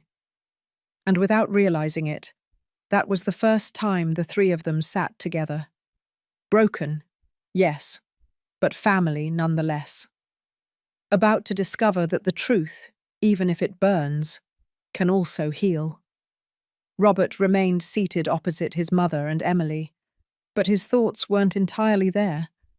The words he had just heard, read from the diary of a woman he never knew, but now knew was his aunt, had shaken him to his core. With every sentence written by Stella, something inside him broke, and something else was revealed. The account was clear, sincere, painful, and above all, too close. He had spent his whole life believing he knew who he was.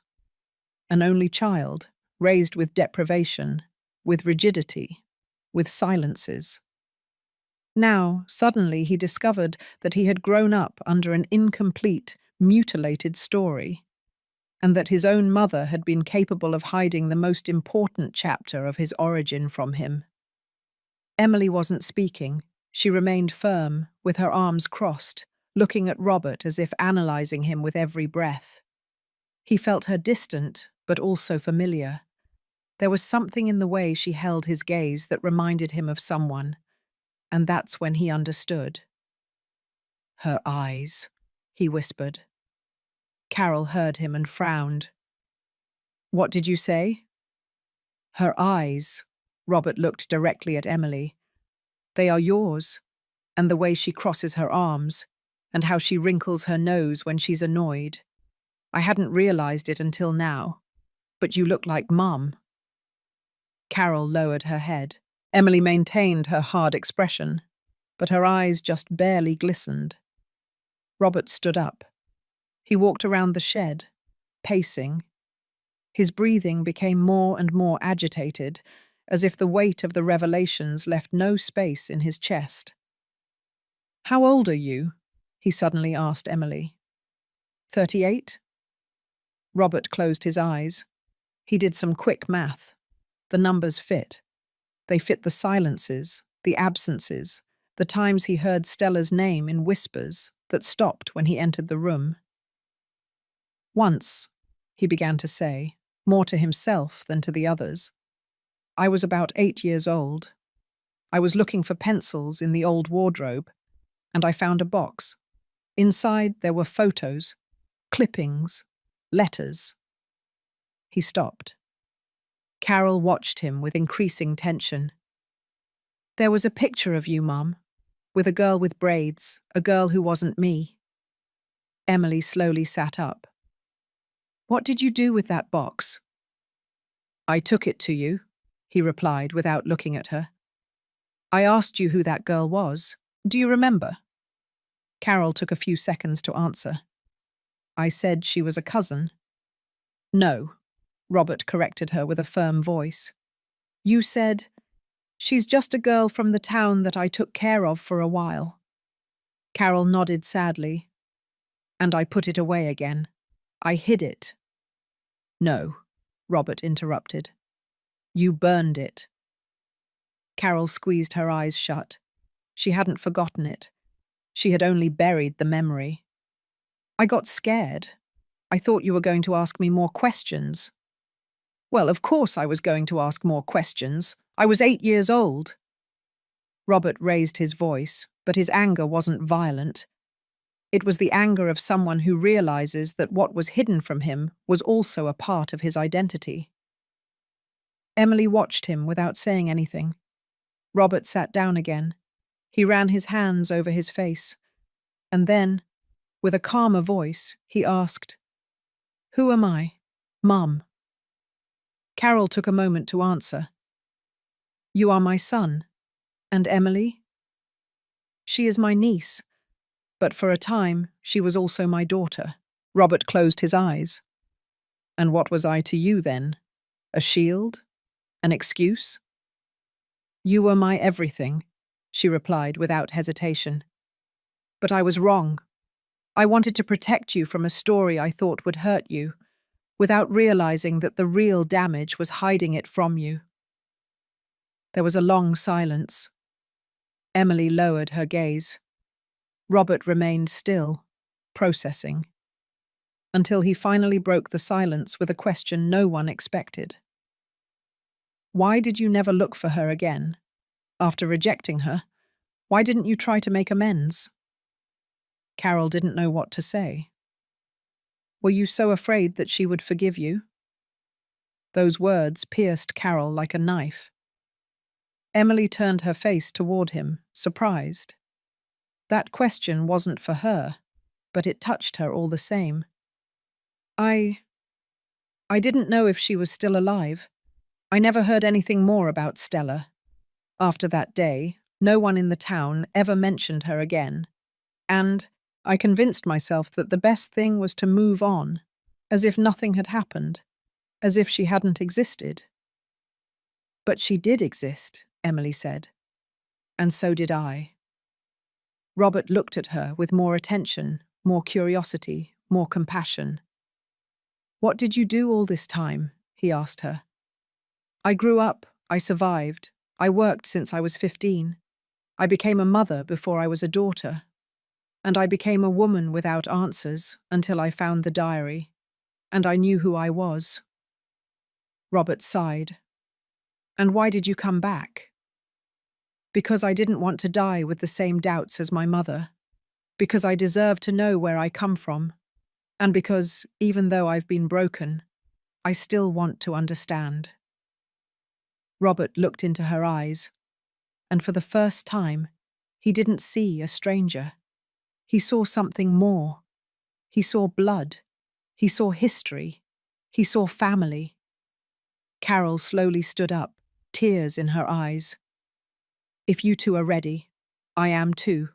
It's time to go home. And open that room, the one that's been closed since Stella disappeared. Robert frowned. What room? The one no one has set foot in for 40 years, and which holds everything I couldn't face. The rain began to fall heavily over New York City that same night. The sound of the drops hitting the shed's tin roof accompanied the silence that had settled between the three of them. Carol, sitting on the edge of her cot, kept her hands clasped over her knees. Robert, standing by the door, kept looking at the floor. Emily, with her arms crossed, observed the old portraits hanging on the wall, as if waiting to hear a voice from the past that would explain everything. I want to open that room, Carol finally said. But I need to go to the place where everything began. Robert looked up. What place? Harmony Creek, she replied without hesitation. The town where Stella and I were born, where the fire happened. Emily turned around. Do you think there's anything there? I don't know, but it's where I lost her, where I buried a truth I didn't dare to look at head on. And if we're going to open that room, I want to do it with everything clear. Robert hesitated. What if no one's left? What if we're just stirring up ashes? Ashes hold the truth too, son. And I need it. 3 days later, the three of them got into Roger's old car, heading toward upstate New York. It was a long trip, and the road, despite the paved advancements, seemed not to have changed in 40 years. The landscape was the same. Arid hills, earth-colored houses, makeshift fruit stands, and roads with chickens crossing without haste. No one spoke much. Carol looked out the window as if trying to recognize the route of her childhood. Emily was in the back seat, with a notebook in her hand, her mother's diary. Robert drove, his face tense, gripping the steering wheel more than necessary. They arrived in Harmony Creek as dusk fell. It was a small town, quieter than Carol remembered. The mud houses and the mill where her father worked were gone, but the church was still there, firm, with the rusted bell and the cross leaning as if it too carried the weight of the years. There, Carol exclaimed, pointing to a ruined structure in the distance. That was our house. They got out of the car. The wind blew strongly, lifting red dust. They walked to the lot. Only black stones, a half-demolished wall, and rusted nails sticking out of the ground remained. Robert looked around. There's nothing here, Mom. Not physically, she said. But this carry inside. She approached the wall and ran her hand over it, stroking the concrete as if she were touching a grave. Stella and I slept here together, embracing, dreaming of leaving this place, of going to the city, of having another life. Emily slowly approached. How did the fire happen? It was at night, Carol whispered. Stella was sick. She had a fever. I was taking care of her. Suddenly I smelled smoke. The roof was burning. I wanted to get her out, but I couldn't. Robert approached her. And how are you so sure she died here? Carol was silent. Then she lowered her gaze. Because they told me so. Because I never saw her again. Because no one explained anything to me. They just told me, don't ask any more questions. Robert frowned. Who told you? My mother. And Miss Jackie, the neighbour next door. She was the one who helped cover everything up. The same one who years later became Susan's mother-in-law. Emily narrowed her eyes. Are you saying Susan's family has something to do with this? Carol nodded slowly. That woman was the one who separated me from you. She was the one who convinced my mother that she should hide Stella's pregnancy. And then, when we thought Stella had died, she showed up with a solution. That the girl would be a problem if she stayed with me, that she should leave, that it wasn't a good idea to mix the family lines. Robert walked a few steps away, as if needing distance to think. So, Susan knew since she was a child. I don't have proof, Carol said, but I'm sure that story passed from mouth to mouth within that family. And when Susan married you, she already knew everything. She knew who Emily was. She knew who Stella was. She knew everything I struggled to bury. Robert took a deep breath. The wind swirled dry leaves around his feet. Emily bent down and picked up a small stone, black from the old fire. So it's not just about what you did, Carol, she said, looking at the stone. It's about everything they forced you to keep quiet, the silence of others. Carol nodded. Her eyes were moist, but she wasn't crying. That's why I came, not to find rubble, but to reclaim my voice. Robert approached her. He took her hand. Let's go home, he told her. It's time to open that room. Emily put the stone in her bag, as a symbol, a memory. They got back in the car. On the way back to the city, the landscape didn't look different. But inside the car, something had changed. That room, closed for decades, awaited them. And behind its door, there was more than dust. There were photographs, letters, lies, and a final truth that no one was prepared to read. The return to New York City was silent, but not uncomfortable. Carol sat in the back seat of the car, her forehead resting against the glass. Her eyes were still fixed on the horizon, but she wasn't seeing the landscape. What she saw was her sister's face, just as she remembered it the last time she was face to face with her, with pleading eyes, a child in her arms, and a heart broken in two. Robert drove without haste, both hands on the steering wheel, as if afraid that any deviation would lead him back to the lie. Emily, sitting next to him, remained silent. There was a mixture of restlessness and tenderness in her, her eyes occasionally fixed on Carol through the rearview mirror, trying to decipher her. None of the three knew that upon arrival, something awaited them that would change the course of everything. Hours later, crossing the main door of the house in the Lower East Side, the air enveloped them with a smell of confinement, dust, and suspended memories. The dwelling remained almost intact since the last time Carol set foot in it. The entrance hall, with framed portraits of deceased relatives, the dining room with the wooden table where they had eaten in silence so many times, and at the end of the hallway, that door, the one to the room that had been closed for more than 40 years. Robert stopped in front of it. "Are you sure?" he asked his mother. Carol nodded. More than ever. The lock was rusty. Carol took a tiny key from her bag. Her hands trembling slightly, she put it into the lock. A dry click sounded. The door opened with a soft creak, almost like a whisper saying, "Welcome." Dust covered everything. The air was dense, but untouched. Inside, in that forgotten room, was the past. An empty crib, a rocking chair, a blanket folded over the backrest, and a wooden box Carol immediately recognized. "That box," Emily murmured. "It's yours," Carol said. "I kept your things in there. I hid them when they told me they had taken you far away." Robert knelt down. He opened the lid carefully. Inside were a pair of tiny shoes, a bib embroidered with the letters ER, a rag doll with a missing button for an eye, and a letter sealed with red wax. "What is this?" Robert asked, picking up the letter. Carol didn't recognize it. "It's not mine." Robert carefully broke the seal. The envelope was old, but the ink was still legible.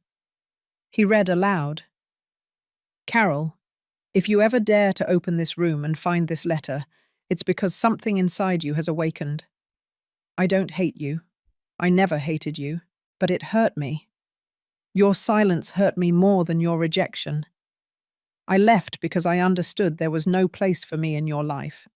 But even so, I never stopped hoping that you would look for me. I told our daughter that her mother was brave, although I knew that in reality her mother was just afraid. Take care of her if she ever returns, and tell her that I loved her more than my own life. Stella. Robert let the letter fall onto the empty crib. Emily picked it up and held it against her chest. Her lips trembled, but she wasn't crying.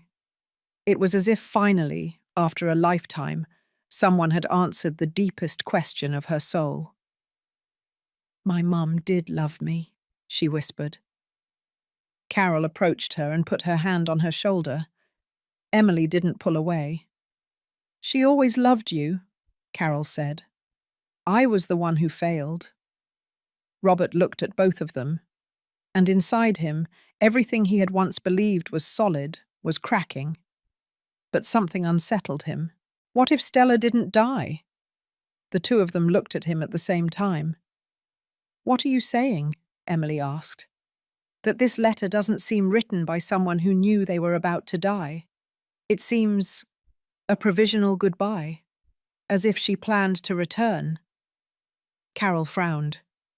They declared her dead. That's what they told me. What if that wasn't the case? What if someone else organized everything to keep her away? Robert turned on his heel, left the room, and went straight to the hallway closet. He opened one of the drawers where Carol kept old papers. He started pulling out documents until he found what he was looking for. A yellowish sheet from the upstate New York Department of Health. A death certificate. He read it carefully. Name, Stella Peterson. Age, 37. Cause of death, respiratory failure. Hospital, Upstate General Hospital. Date, unspecified. Mum, this has no date, no doctor's signature, no official record number. Carol approached him. She read the sheet carefully. I never saw that before. What if this certificate is fake? Robert turned to look at Emily. What if Stella is alive? The silence was absolute, and in the middle of that silence, someone knocked on the door. 3 dry knocks, firm. Carol walked toward the entrance, her heart pounding. She opened it, and on the other side of the door was a woman, older, with completely white hair, a scar over her eyebrow, and eyes exactly like Carol's. Hello, sister, the woman said in a trembling voice. You took your time opening that darn door. The image of Stella in the doorway was like a direct punch to Carol's chest. Time hadn't erased her features, only worn them down gently. The eyes were the same, dark and large, but now they hid a story much longer than Carol had dared to imagine. Stella didn't seem surprised. Tired, yes, but not surprised, as if she had been rehearsing this reunion for years. Carol took a step toward her, her mouth slightly open, the words stuck in her throat. It's you, she managed to say in a whisper. Stella looked her up and down and nodded slowly. It's me, and you are still you, though more hunched over. I thought. Carol couldn't continue. I know. And I thought you would open that door for me someday. But look how long it took. The silence that followed was dense. Behind Carol, Emily and Robert watched without moving, like witnesses to something sacred they didn't know if they could or should interrupt. Come in, Carol finally said, stepping aside to let her enter. Stella crossed the threshold with slow but firm steps.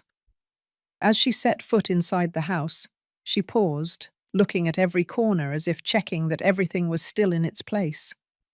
Her eyes stopped at the photograph hanging on the wall, an old image of her and Carol as girls, embracing next to their mother, and then at Emily, who was watching her with her mouth slightly open, trying to process what she was seeing. "Are you?" Emily asked, taking a step forward. "Yes," Stella replied before Emily finished the sentence. "I am your mother, and my name is Stella Peterson. And no, I'm not dead." Robert approached Carol and took her arm, as if needing to support her. Carol didn't pull away. "How is this possible?" Carol asked, still not believing it.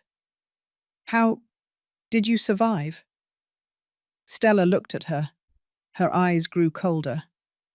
"Do you really want me to tell you now, here, after all these years?" "I want to understand," Carol said. "And now you're finally ready to listen to me?" "Yes," she replied without hesitation. Stella took a deep breath and approached the dining room table. She sat down without being asked. Her hands trembled slightly, but her voice was clear. "The night of the fire. I already knew something was going to happen. I felt the atmosphere was strange. Dad was nervous. Mum wasn't sleeping. Miss Jackie was coming in and out of the house as if it were hers. That night," she paused. "That night I wasn't sick. They had given me something. A strange tea. I fell asleep. When I woke up, I was outside. A truck was taking me down a dirt road, wrapped in a blanket." Carol covered her mouth. Emily closed her eyes. "Jackie was the one who took me out. She took me to a house on the outskirts of upstate New York. They told me you knew, that you had agreed to my being taken away, that you had kept the girl, and that I was no longer a part of your life." "That's not true," Carol exclaimed. They told me you had died." "Who told you that?" Stella asked, raising her voice. "Who told you that, Carol?" "Mom. Jackie." Stella laughed, a hollow, bitter laugh. "Of course. The same ones who decided for us. The ones who buried my name, my story, and my daughter." Robert ran his hands over his face. "This is crazy." "No, son," Stella said, looking at him tenderly. "This is what happens when the women in a family are silenced. They silenced us. They separated us. And they forced us to live with guilt and fear." "And what happened to you?" Emily asked, her voice trembling. "Why didn't you come back?" Stella looked at her, and something broke on her face. "I looked for you, but every door was closed to me. Once I tried to enter this house. You were about 6 years old. I hid in the shadows. I heard your laughter. You were playing with a red balloon in the yard. But Carol came out. She looked at me. She told me to leave, to never come back. And I obeyed." "You didn't know what you were saying," Carol interrupted. "I was scared. I was afraid they would take Robert from me too. I was afraid of losing everything."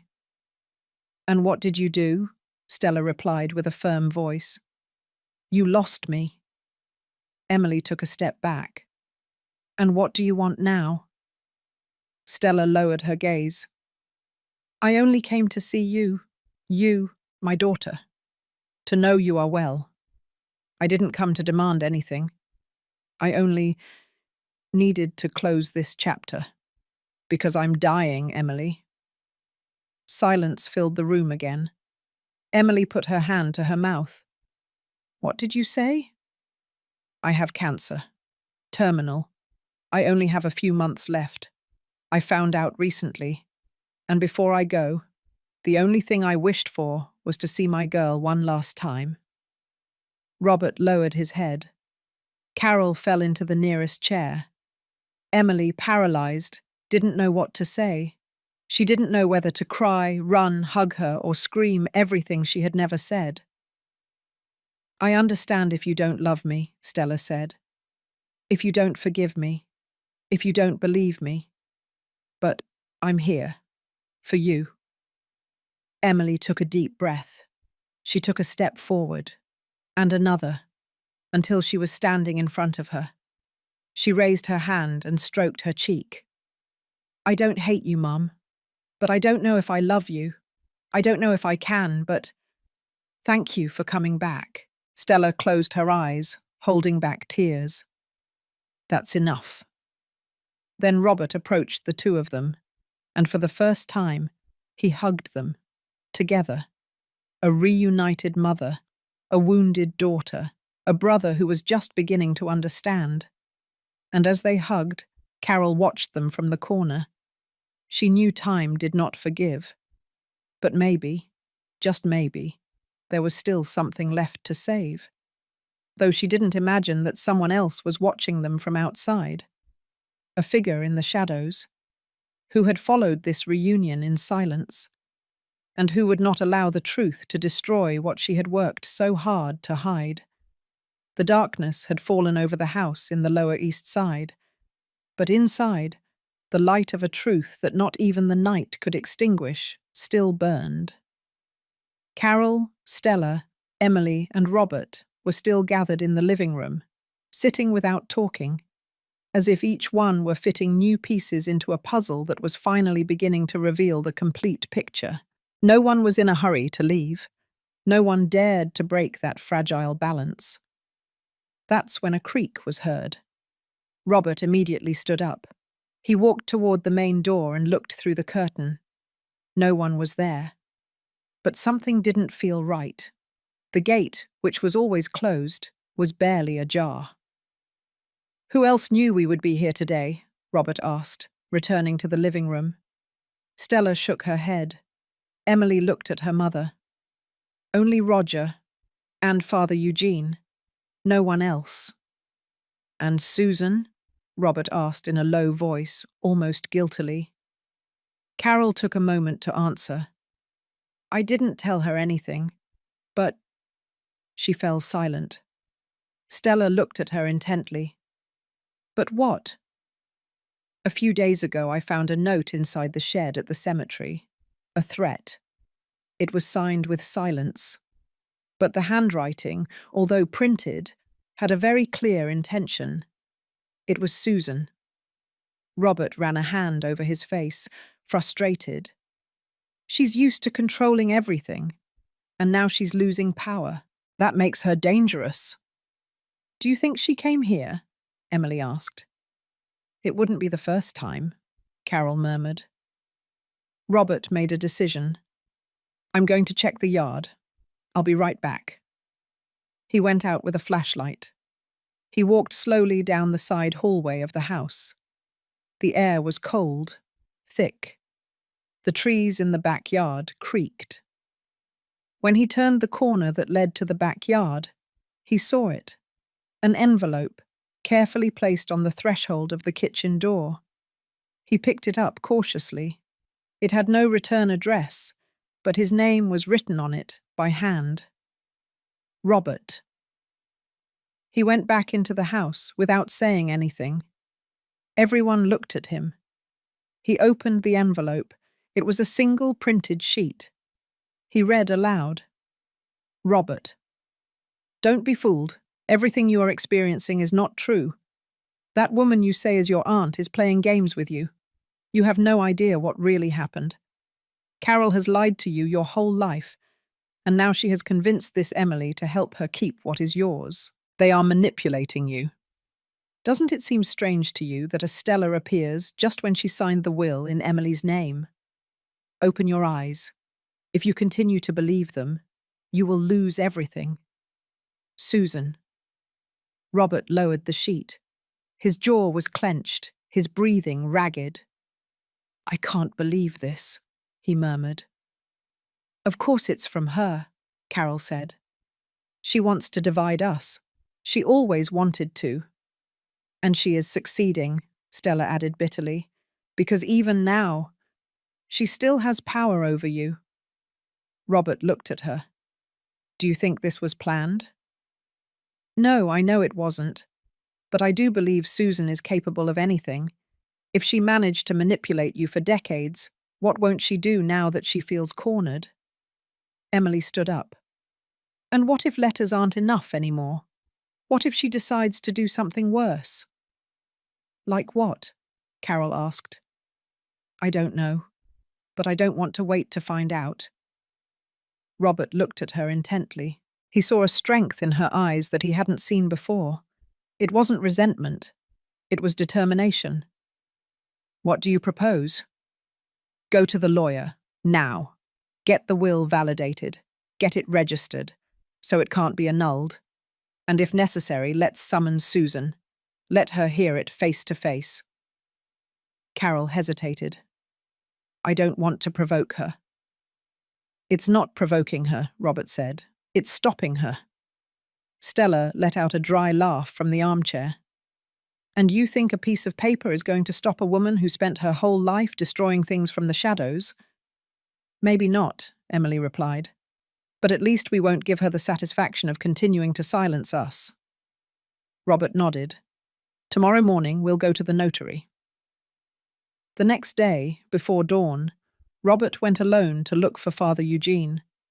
He needed to talk to someone who wasn't directly involved, someone who had known Susan for years. They sat in the parish backyard. The priest served coffee and sweet rolls.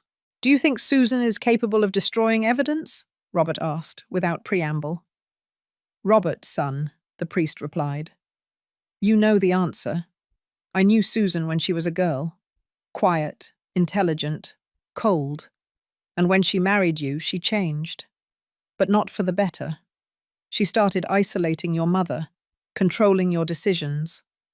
And what always worried me the most was how she made you feel, as if you didn't have the right to question her. And I didn't? No, but now you can. Robert lowered his head. Father, did you know Stella was alive? Father Eugene looked at him for a few seconds. I knew there was a possibility, but I never wanted to give you false hope. What matters now is that she returned, and you have a sister, and a story to face. Are you ready? Robert looked up, and the doubt was gone from his face. Yes, and if Susan interferes?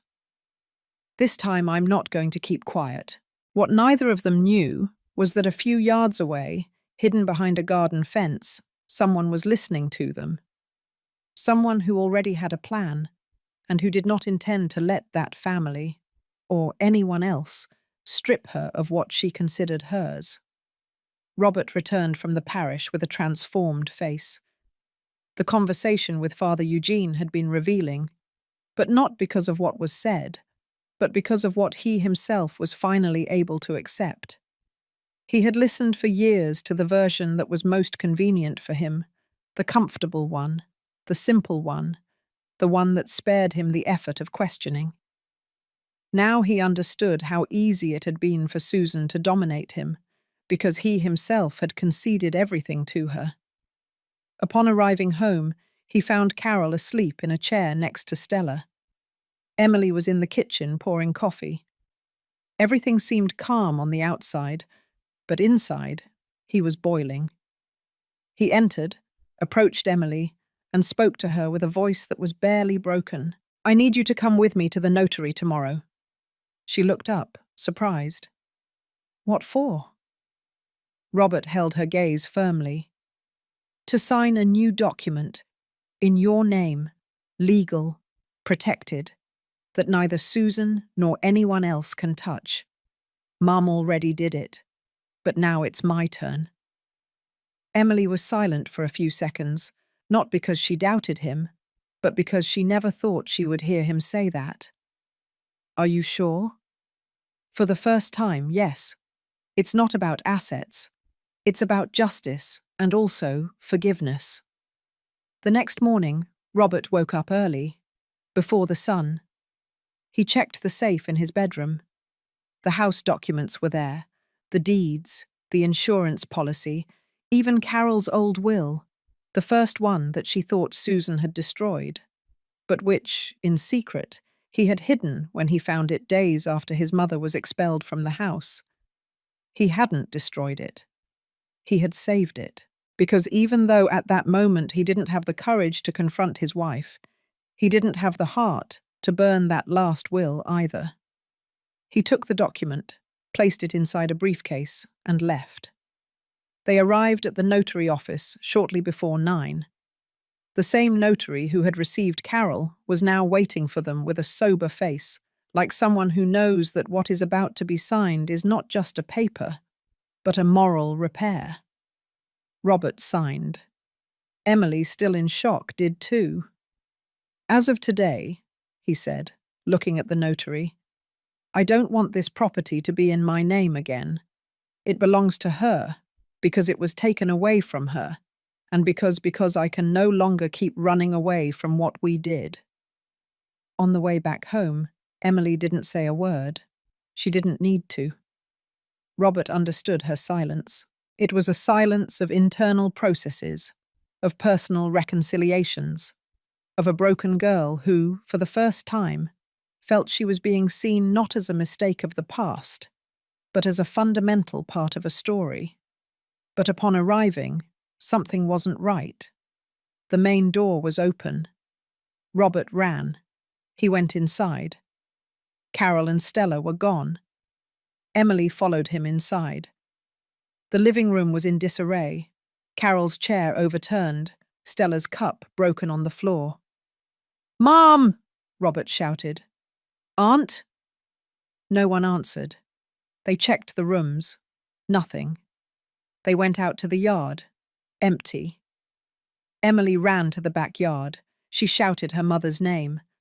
"Stella!" Silence. Robert found a folded note on the table, handwritten. He recognized the handwriting immediately. "Susan, I told you.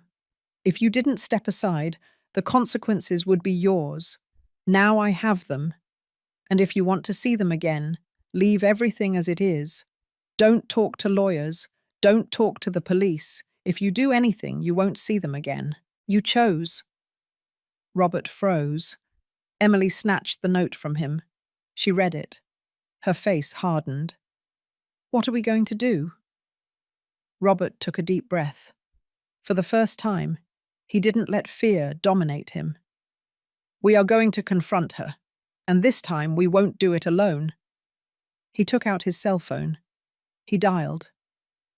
Roger answered on the second ring. "Roger, I need you to come right now. Susan took my mother and Stella, and I want them back. Today." Without hanging up, Robert turned to Emily, and in his eyes there was no more guilt. There was a promise. She thinks she still has control, but this time she's going to run into the truth, and with us, together, ready for whatever comes.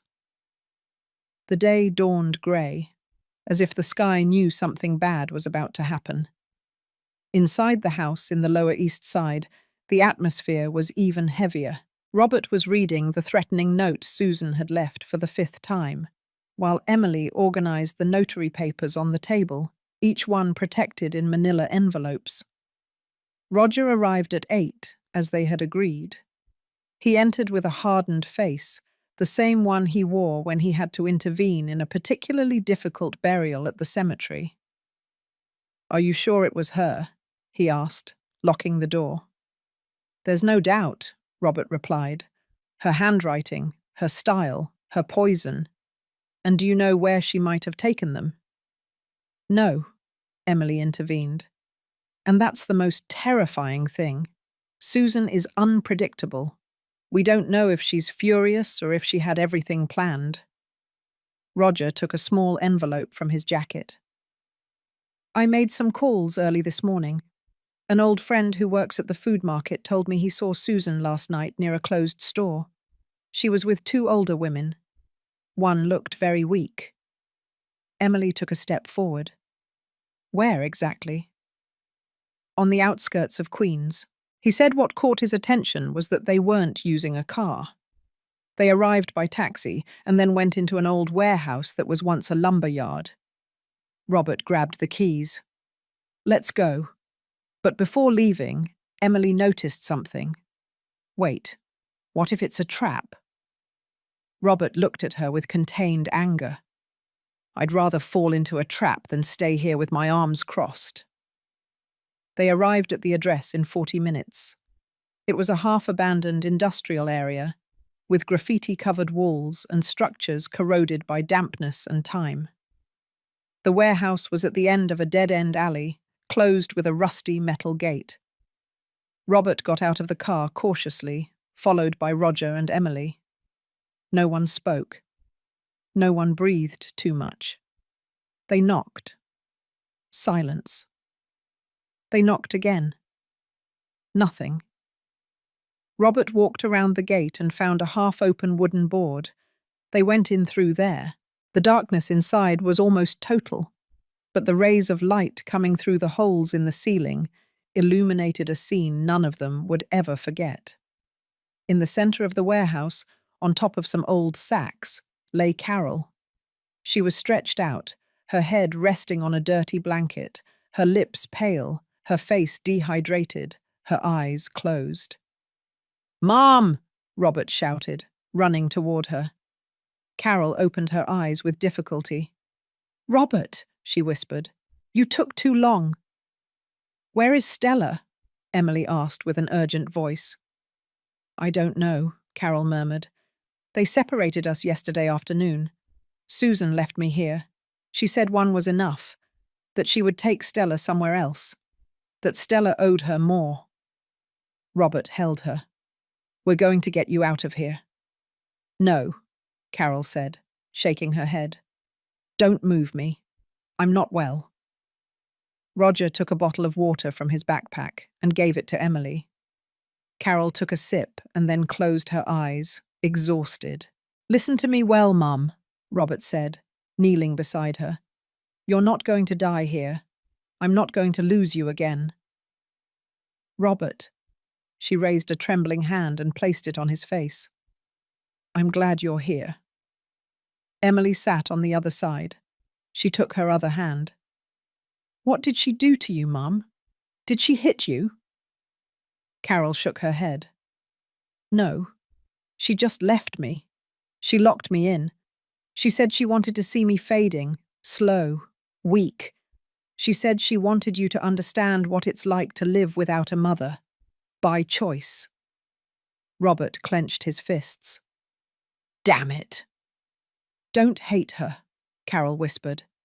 "Just stop her." Roger was already dialing Father Eugene. "Father, we found her. She's bad. We need help. And protection, too. Susan is loose, and she has Stella." "Did you call the police?" the priest asked from the other end of the line.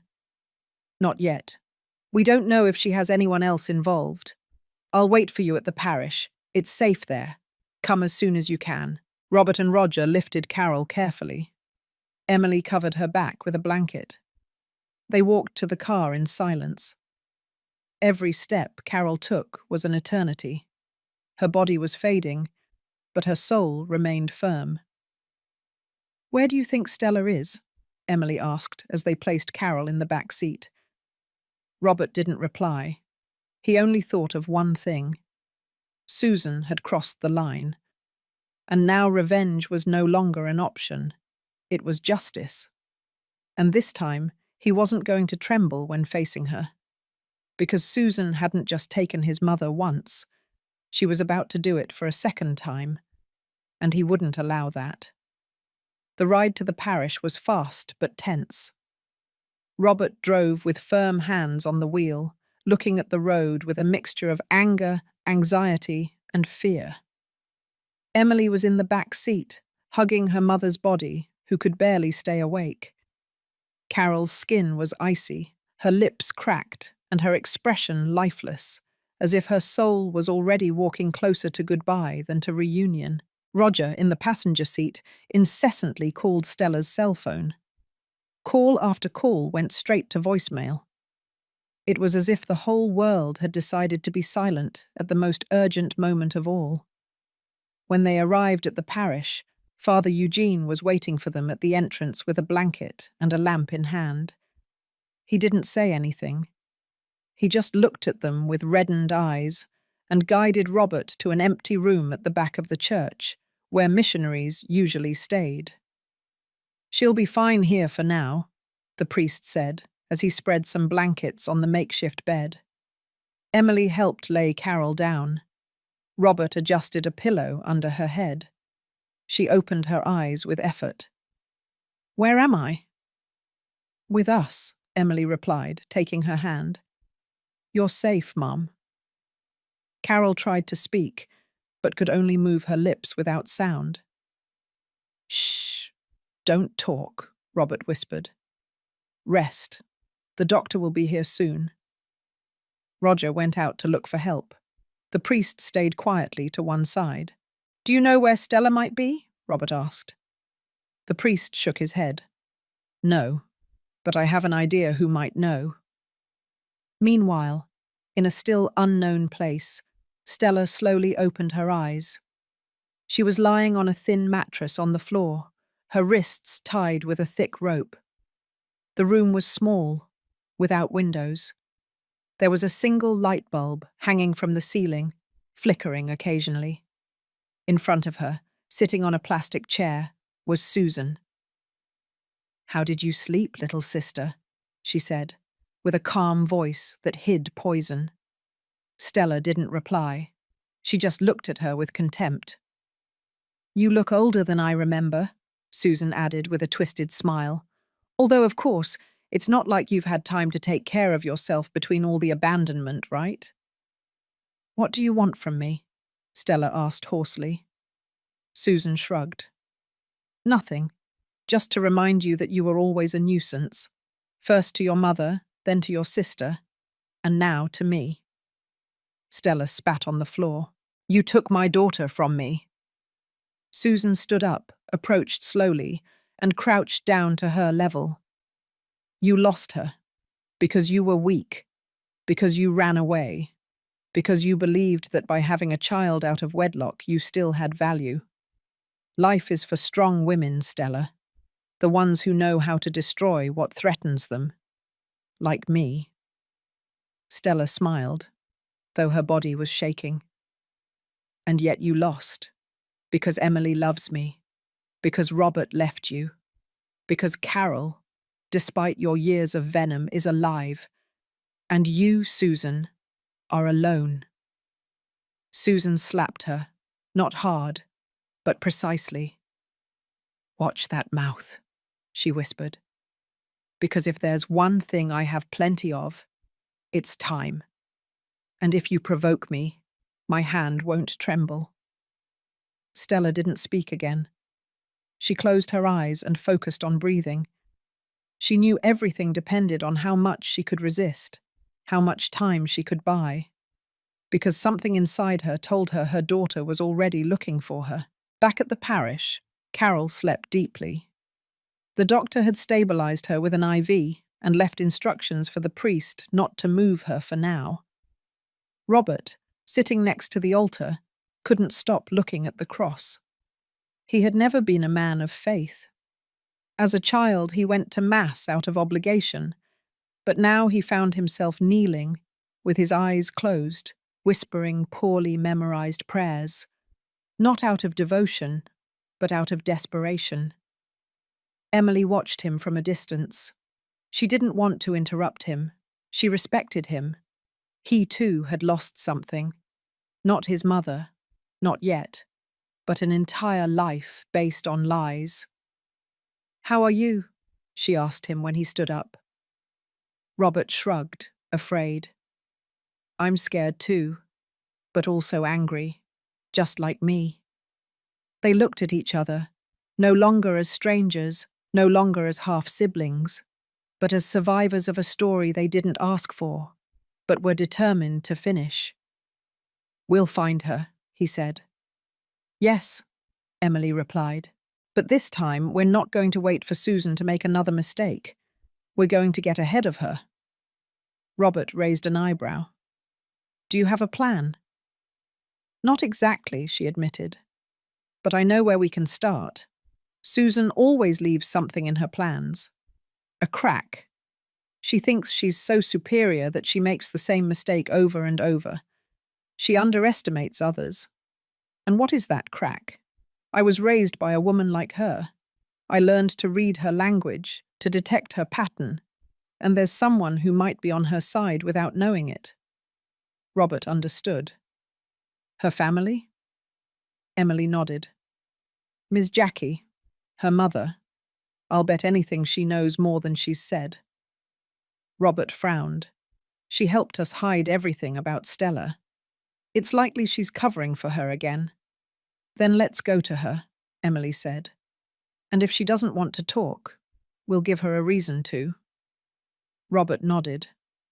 And if what we find confirms what we suspect, then the complaint will be formal. This time, Susan will answer to the law.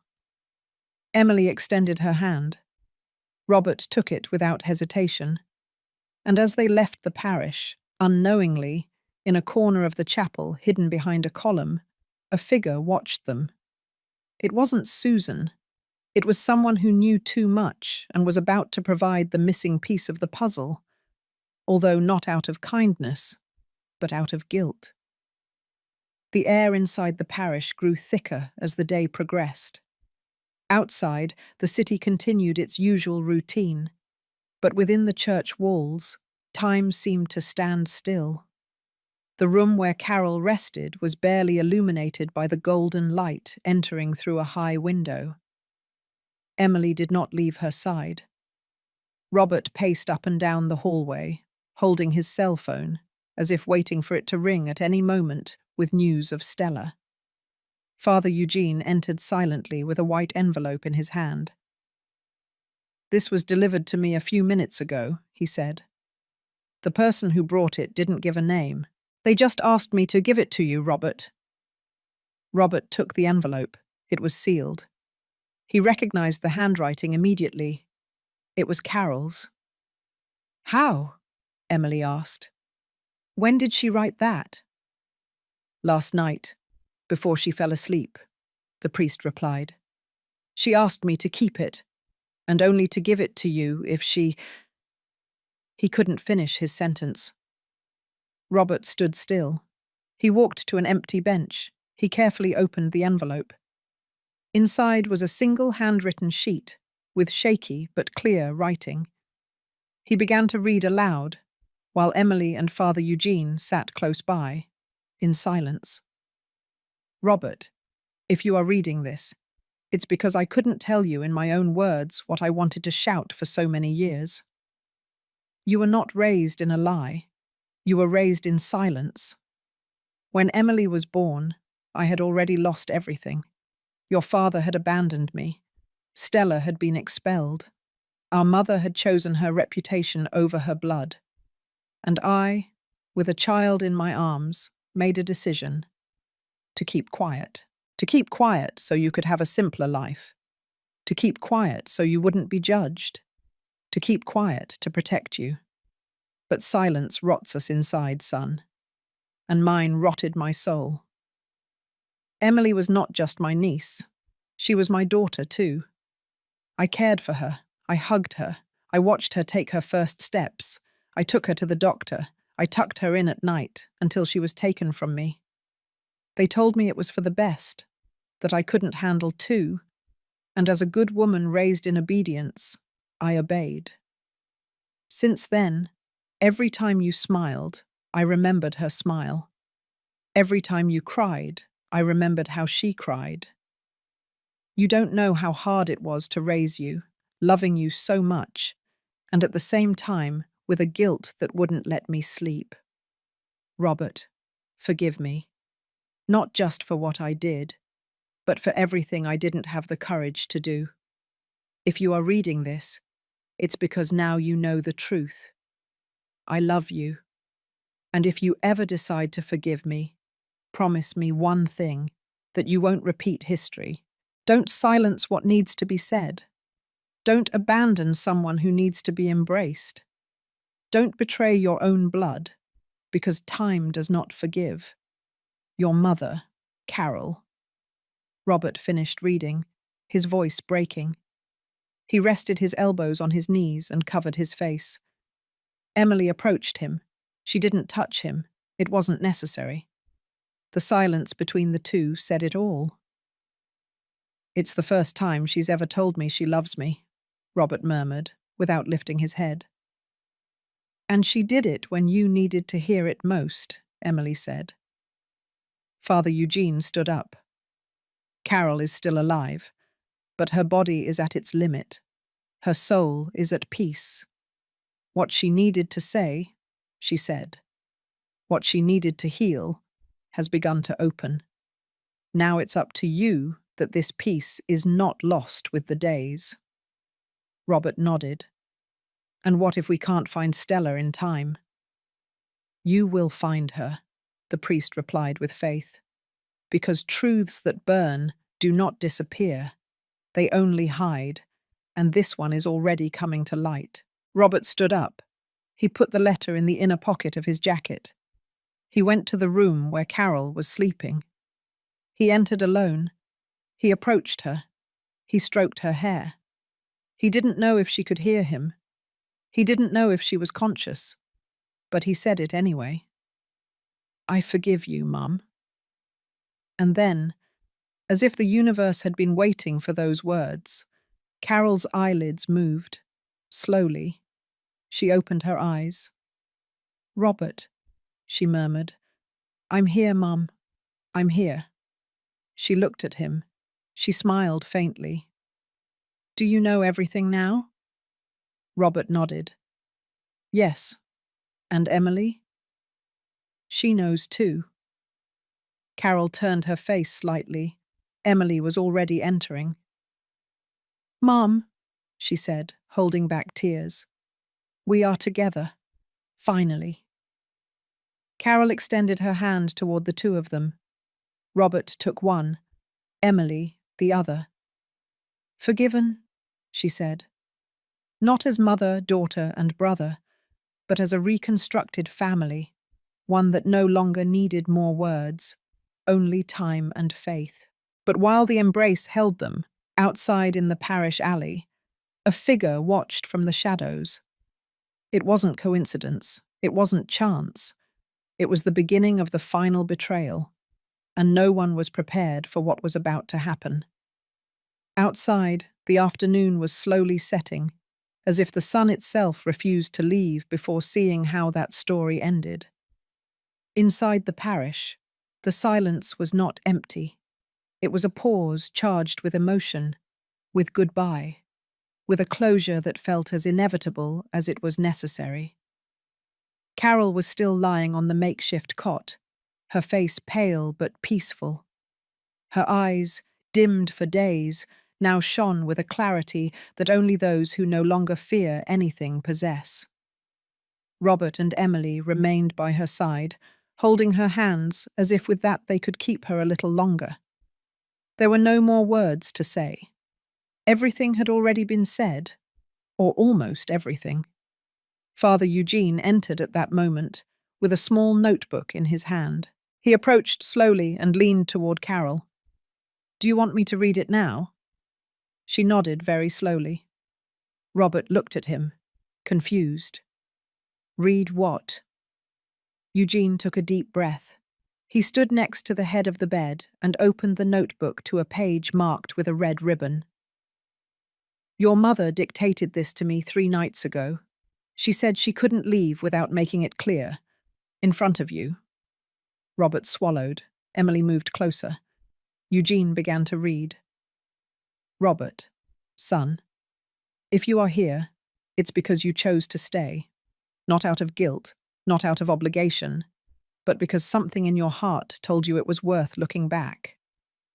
I am not a saint. I was wrong many times. I let fear defeat me. I pushed my sister away. I lost your father, and I dragged you into a life of silences and omissions.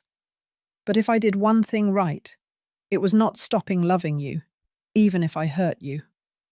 I also loved Emily, even if I didn't know how. I was the mother of 2 children who were not alike, but who carried the same blood.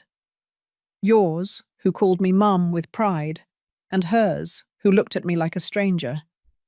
Both of you were my reasons, and if I could go back in time, I wouldn't keep silent. I would tell the truth, just like now.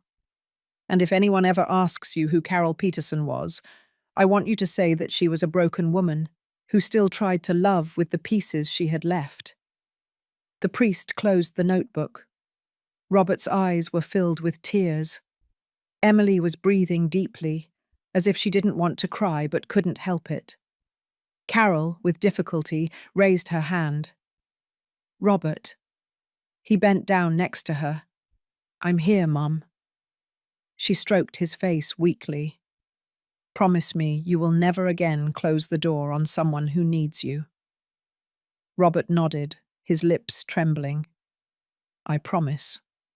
Promise me you will take care of Emily, not as an obligation, but as what she is, your sister.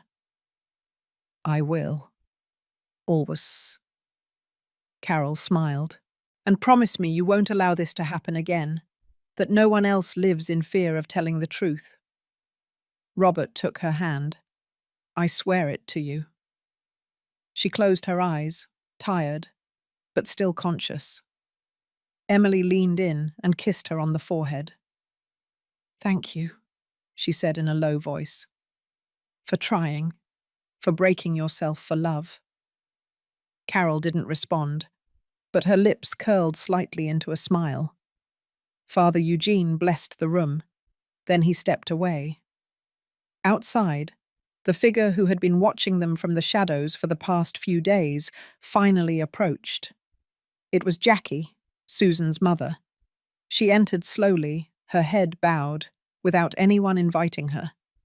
But no one stopped her. Robert looked at her, surprised. What are you doing here? Jackie looked up. Her eyes were red, her hands clenched over her purse. I didn't come to defend my daughter. I came because I have something to say. Emily frowned. Now? Jackie nodded. Yes, because I got tired of watching her repeat what I did, because I was the one who convinced Carol to give up Emily. I was the one who helped fake Stella's death. I was the one who destroyed the original will. And I was the one who taught Susan that power is in silence. Robert froze. Why are you saying this now? Jackie took a step toward Carol, who was still listening with her eyes closed. Because I saw her last night, here, in this bed, and she reminded me of myself. She reminded me of what I am, and what I no longer want to be. Emily approached. Do you know where Stella is? Jackie nodded. Yes, and if you want to save her, you have to go now, because Susan is becoming more dangerous. She's not thinking straight anymore, and she can do something that can't be undone. Robert looked at her intently. Where? Jackie told him. In a low voice, through clenched teeth, like someone spitting out a secret that has poisoned them their whole life. Robert turned to look at Emily. Let's go get her. And as they left, Carol murmured one last time, barely audible. Don't leave her alone. She was my daughter, too. The sky over New York City dawned cloudy, as if the whole world had stopped to keep silent. The wind was gentle, but constant, like an invisible caress that enveloped the still sleeping streets. Inside the parish, Carol's body rested on a simple, light-coloured wooden casket, without luxurious adornments, but surrounded by flowers that left no room for forgetfulness. There was no music. There were no pre-written speeches. There was only presence.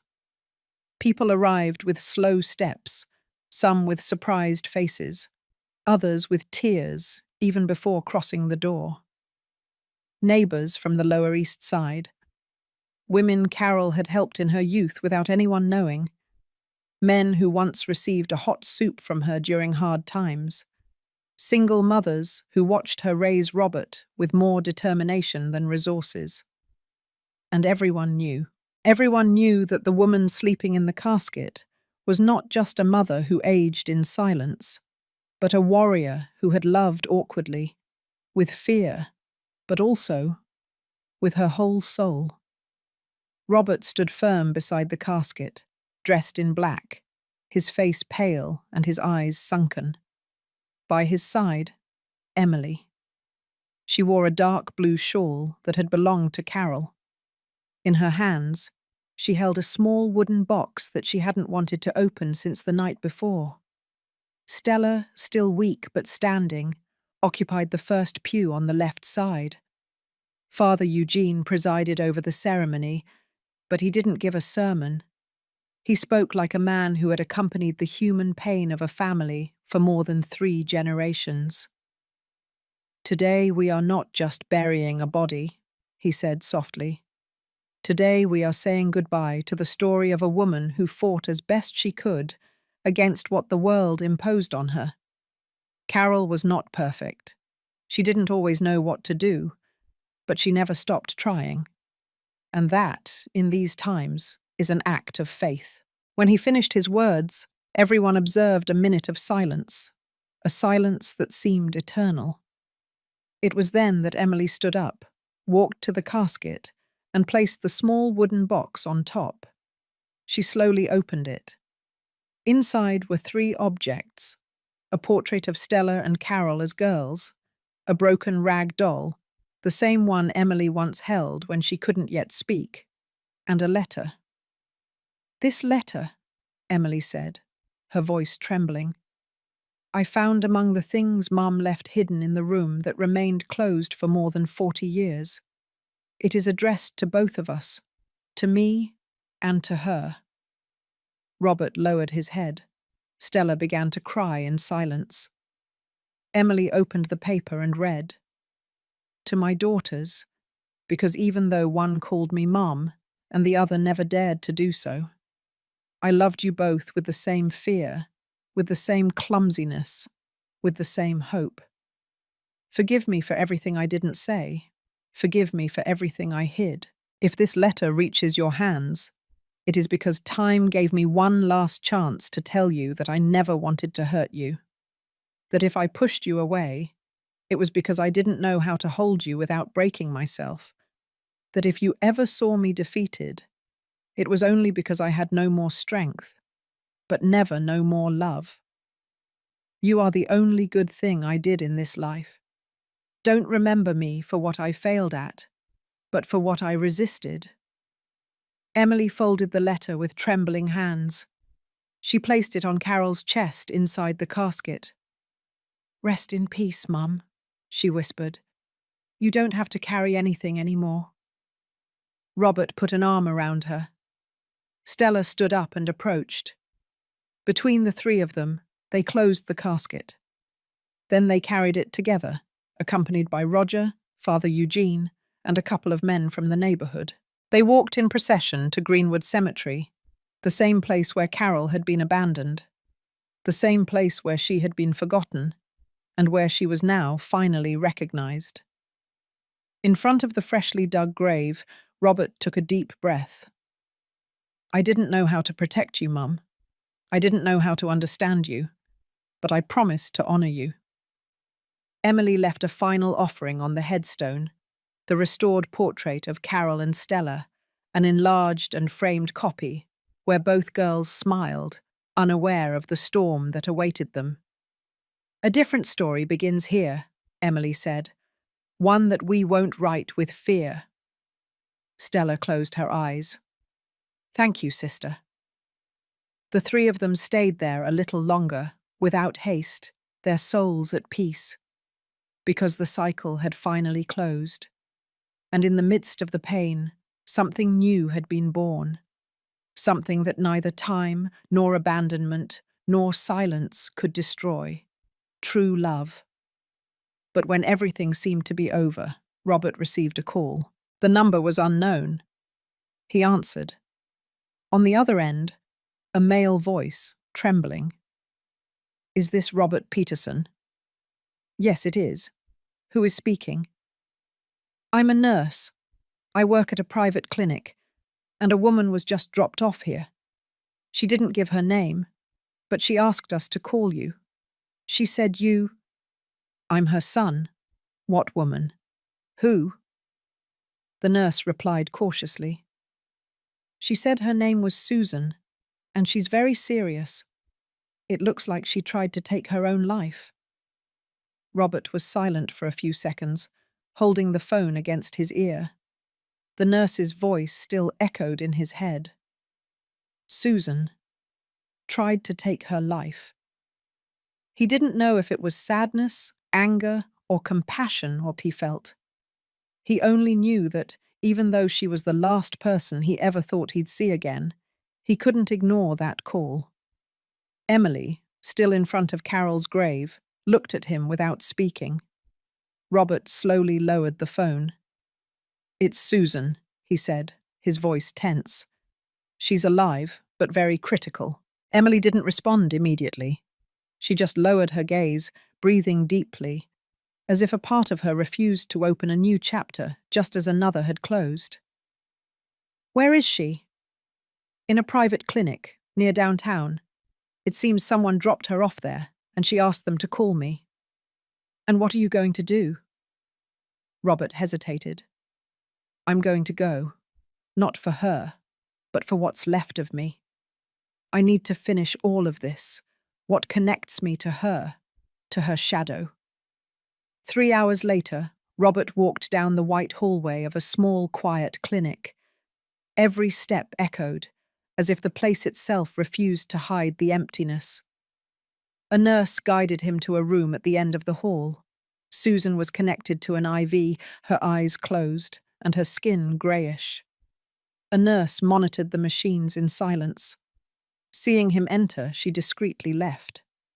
Robert approached with slow steps. He stood by the bedside. He didn't say anything. He didn't touch anything. Susan barely opened her eyes. "You came?" Robert didn't reply. "I thought you wouldn't," she said with a hoarse voice, barely a whisper. "I didn't do it for you," he replied, not harshly, but with the firmness of someone who has crossed too many lines to keep going backward. "I came to close the story, to leave no loose ends, and because, despite everything, I don't want to be like you." Susan looked at him for a few seconds. "I have nothing left," she said. "No house, no inheritance, no family. Did you decide that?" "No." He shook his head slightly.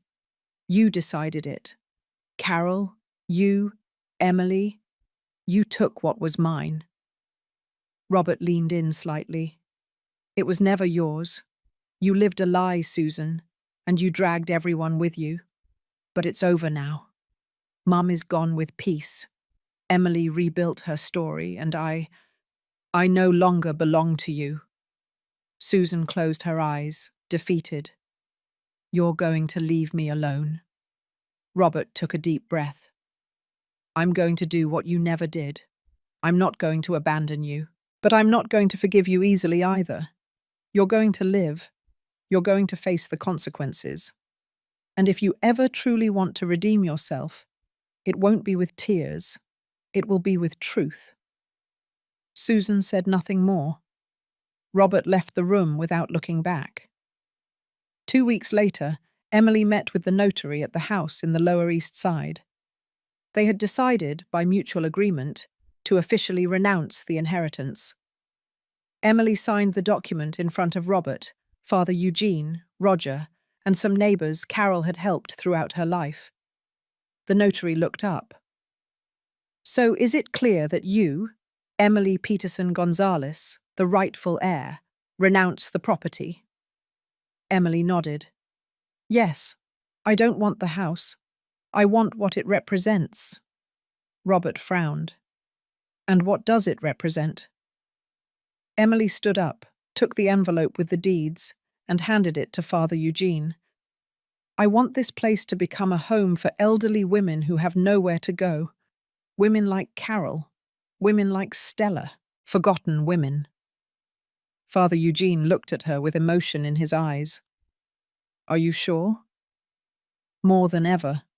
This house witnessed abandonment, fear, silence. Now it will be a refuge of truth." Robert approached and placed a hand on her shoulder. "I'm proud of you." Emily smiled tenderly at him. And I am proud of Mum. Days later, as the repairs began on the house, Emily found herself alone in Carol's old room.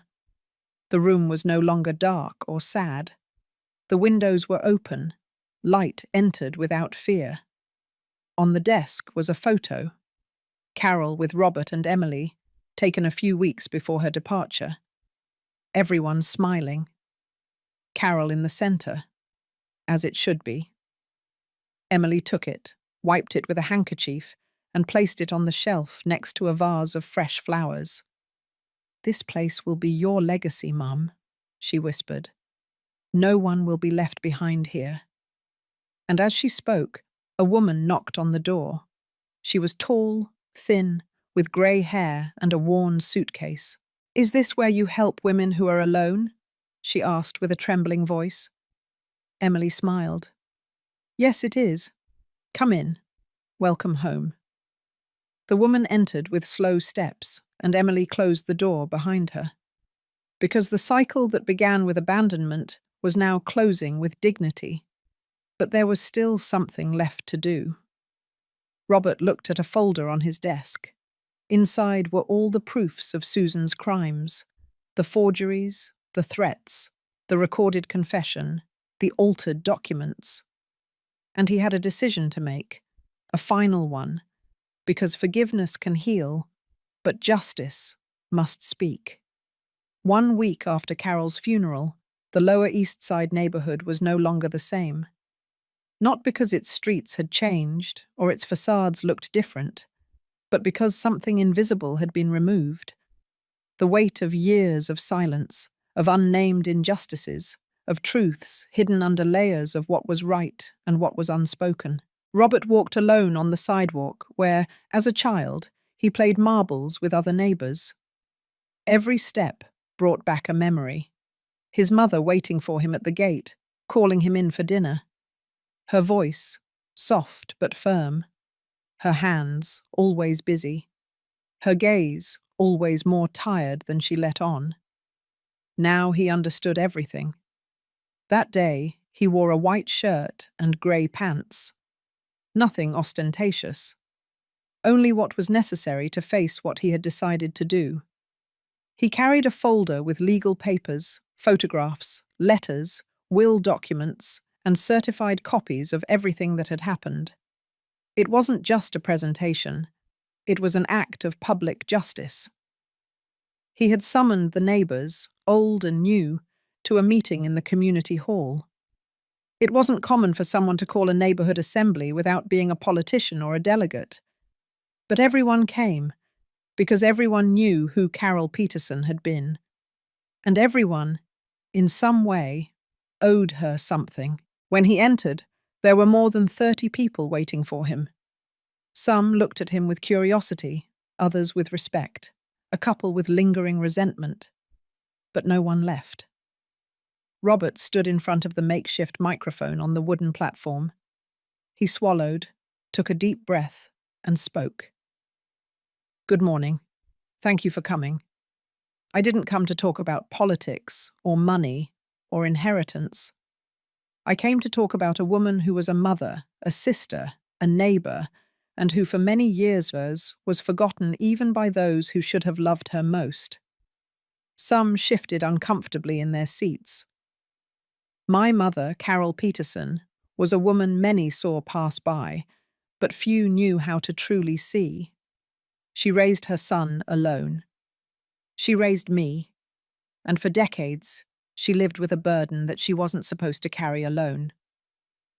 Robert took a folded sheet from his folder. This letter was written by her before she died. And I want to share a fragment. If anyone ever remembers me, I want them to do so not for what I silenced, but for what I resisted. My mother was silenced by a society that judges more than it embraces, that demands perfection but never forgives mistakes. And I was part of that silence. I was an accomplice out of cowardice, but no more. A deep silence fell over the room. That is why today I announce that, in her memory, and in the name of all elderly women who are abandoned, humiliated, or made invisible, I am founding an organization with my sister Emily and father Eugene that will bear my mother's name, Carol's House. There was a murmur among the attendees. Some smiled, others lowered their heads. It will be a safe space for elderly women without homes, without family, or in situations of abandonment. We will give them food, shelter, care, companionship, and most importantly, dignity. Because my mother died with dignity, and I want many others to be able to do so as well. The applause was immediate. They weren't euphoric. They were sincere. Emily entered at that moment, with Stella by her side. She walked to the front with Robert and spoke. I am Emily Peterson. I was denied for years. I was called the child of a mistake. But today I am the heir of a story I am not ashamed of. Because the women who came before me resisted what I never would have endured. And I didn't come here to keep houses or papers. I came to honor them. More applause, more tears. Robert ended the assembly with a call. I invite you to participate, to help, not with money, but with presence. Go to Carol's house, listen to a story, hug a woman. Don't let oblivion take what is still alive. In the end, most approached him. Emily, Stella. They offered groceries, furniture, legal support, and volunteer work. And for the first time, the Lower East Side was not just a neighborhood, it was a reconstructed home. But as the hall emptied and the applause died down, a message arrived on Robert's cell phone. It was from the hospital where Susan was still admitted. It only said, Susan's condition has worsened. She asks to see you. She says she has something more to confess, and she doesn't want to die without telling the complete truth. Robert arrived at the clinic with a heavy heart. The night was thick, and the city seemed to have paused in a sigh. The white lights of the hospital flickered over his tired face as he walked down the silent hallway. Weeks had passed since Carol's burial, and although his grief still lived inside him, life dragged him toward one last piece of unfinished business. Susan was still alive, frail, unrecognizable, but alive. And she had asked to see him, not to reconcile, not for him to forgive her, but to confess the last thing she had kept hidden. A nurse showed him the room. Robert entered. The atmosphere smelled of alcohol and loneliness. Susan was lying down, emaciated, her face covered by the shadow of regret. Her sunken eyes lit up slightly as she saw him enter. "You came?" she said with a broken voice. "And I was about to not," Robert replied without approaching. Susan swallowed. She had the most vulnerable gaze he had ever seen on her. "I don't have much strength left, but I don't want to take this to the grave." Robert waited. Susan took a long pause, as if gathering the courage to speak cost her every breath. "When Emily was born, I was 11 years old. My mother was the one who helped take her out of that house, but she didn't do it alone. Carol doesn't know it, but I was there. I saw everything. I saw Stella cry. I saw how they deceived her, and I stayed quiet. Why? Because I was taught since childhood that what is not named doesn't hurt. And because since I was little, I was taught to despise women who made mistakes." She turned slightly toward him. "But now I know that it wasn't them who were wrong. It was us who kept quiet, who obeyed, and who lied to sustain that whole rotten castle." Robert took a step toward the bed. "And why now?" Susan looked directly at him. "Because I saw what you did. Because I saw how you cared for Carol when she had no strength left. How you hugged Emily. How you restored that house. And because for the first time, I felt alienated from all of it. And I don't want to die being only that. the shadow of a woman who didn't know how to love. Robert didn't reply. He didn't cry. He just looked at her for a few seconds, and then he lowered his head. "I hope you find your peace, Susan." She closed her eyes. "Thank you for coming." Robert left the room. Outside, the wind blew strongly, and for the first time since his mother's death, he felt light. Months later, Greenwood Cemetery received fresh flowers again. Emily, standing in front of a new white marble headstone, held a bouquet of carnations. Robert arrived by her side, holding Stella's arm. The three of them looked at the freshly engraved inscription. Carol Peterson and Stella Peterson, sisters until the end. The truth, even if late, always blossoms. Emily placed the bouquet on the grave. "It doesn't hurt like before," she whispered. "Now I'm just grateful that we knew in time." Robert spoke. "And now Carol gets to live not just in our memories, but in every woman who walks through that door at Carol's house and finds shelter." Stella cried in silence, not out of sadness, but out of closure. "Thank you for giving me back my daughter," she said to Robert. "And thank you for giving me back my sister." Emily hugged them both. She would be proud. Together they stayed there for a while longer, without rushing, their souls at peace. Because the cycle had finally closed, and in the midst of the pain, something new had been born. Something that neither time, nor abandonment, nor silence could destroy. True love. And if you who are listening got this far, I want to invite you from the bottom of my heart to subscribe to the channel, activate the notification bell, and leave your like if this story moved you in any way. I also invite you to write the word resistance in the comments. Because if Carol taught us anything, it's that resisting is also a way of loving. And if you can, leave a super thanks to help this channel continue sharing more stories like this, full of truth, emotion, and humanity. Thank you for staying until the end. And remember, what is silenced sometimes also screams.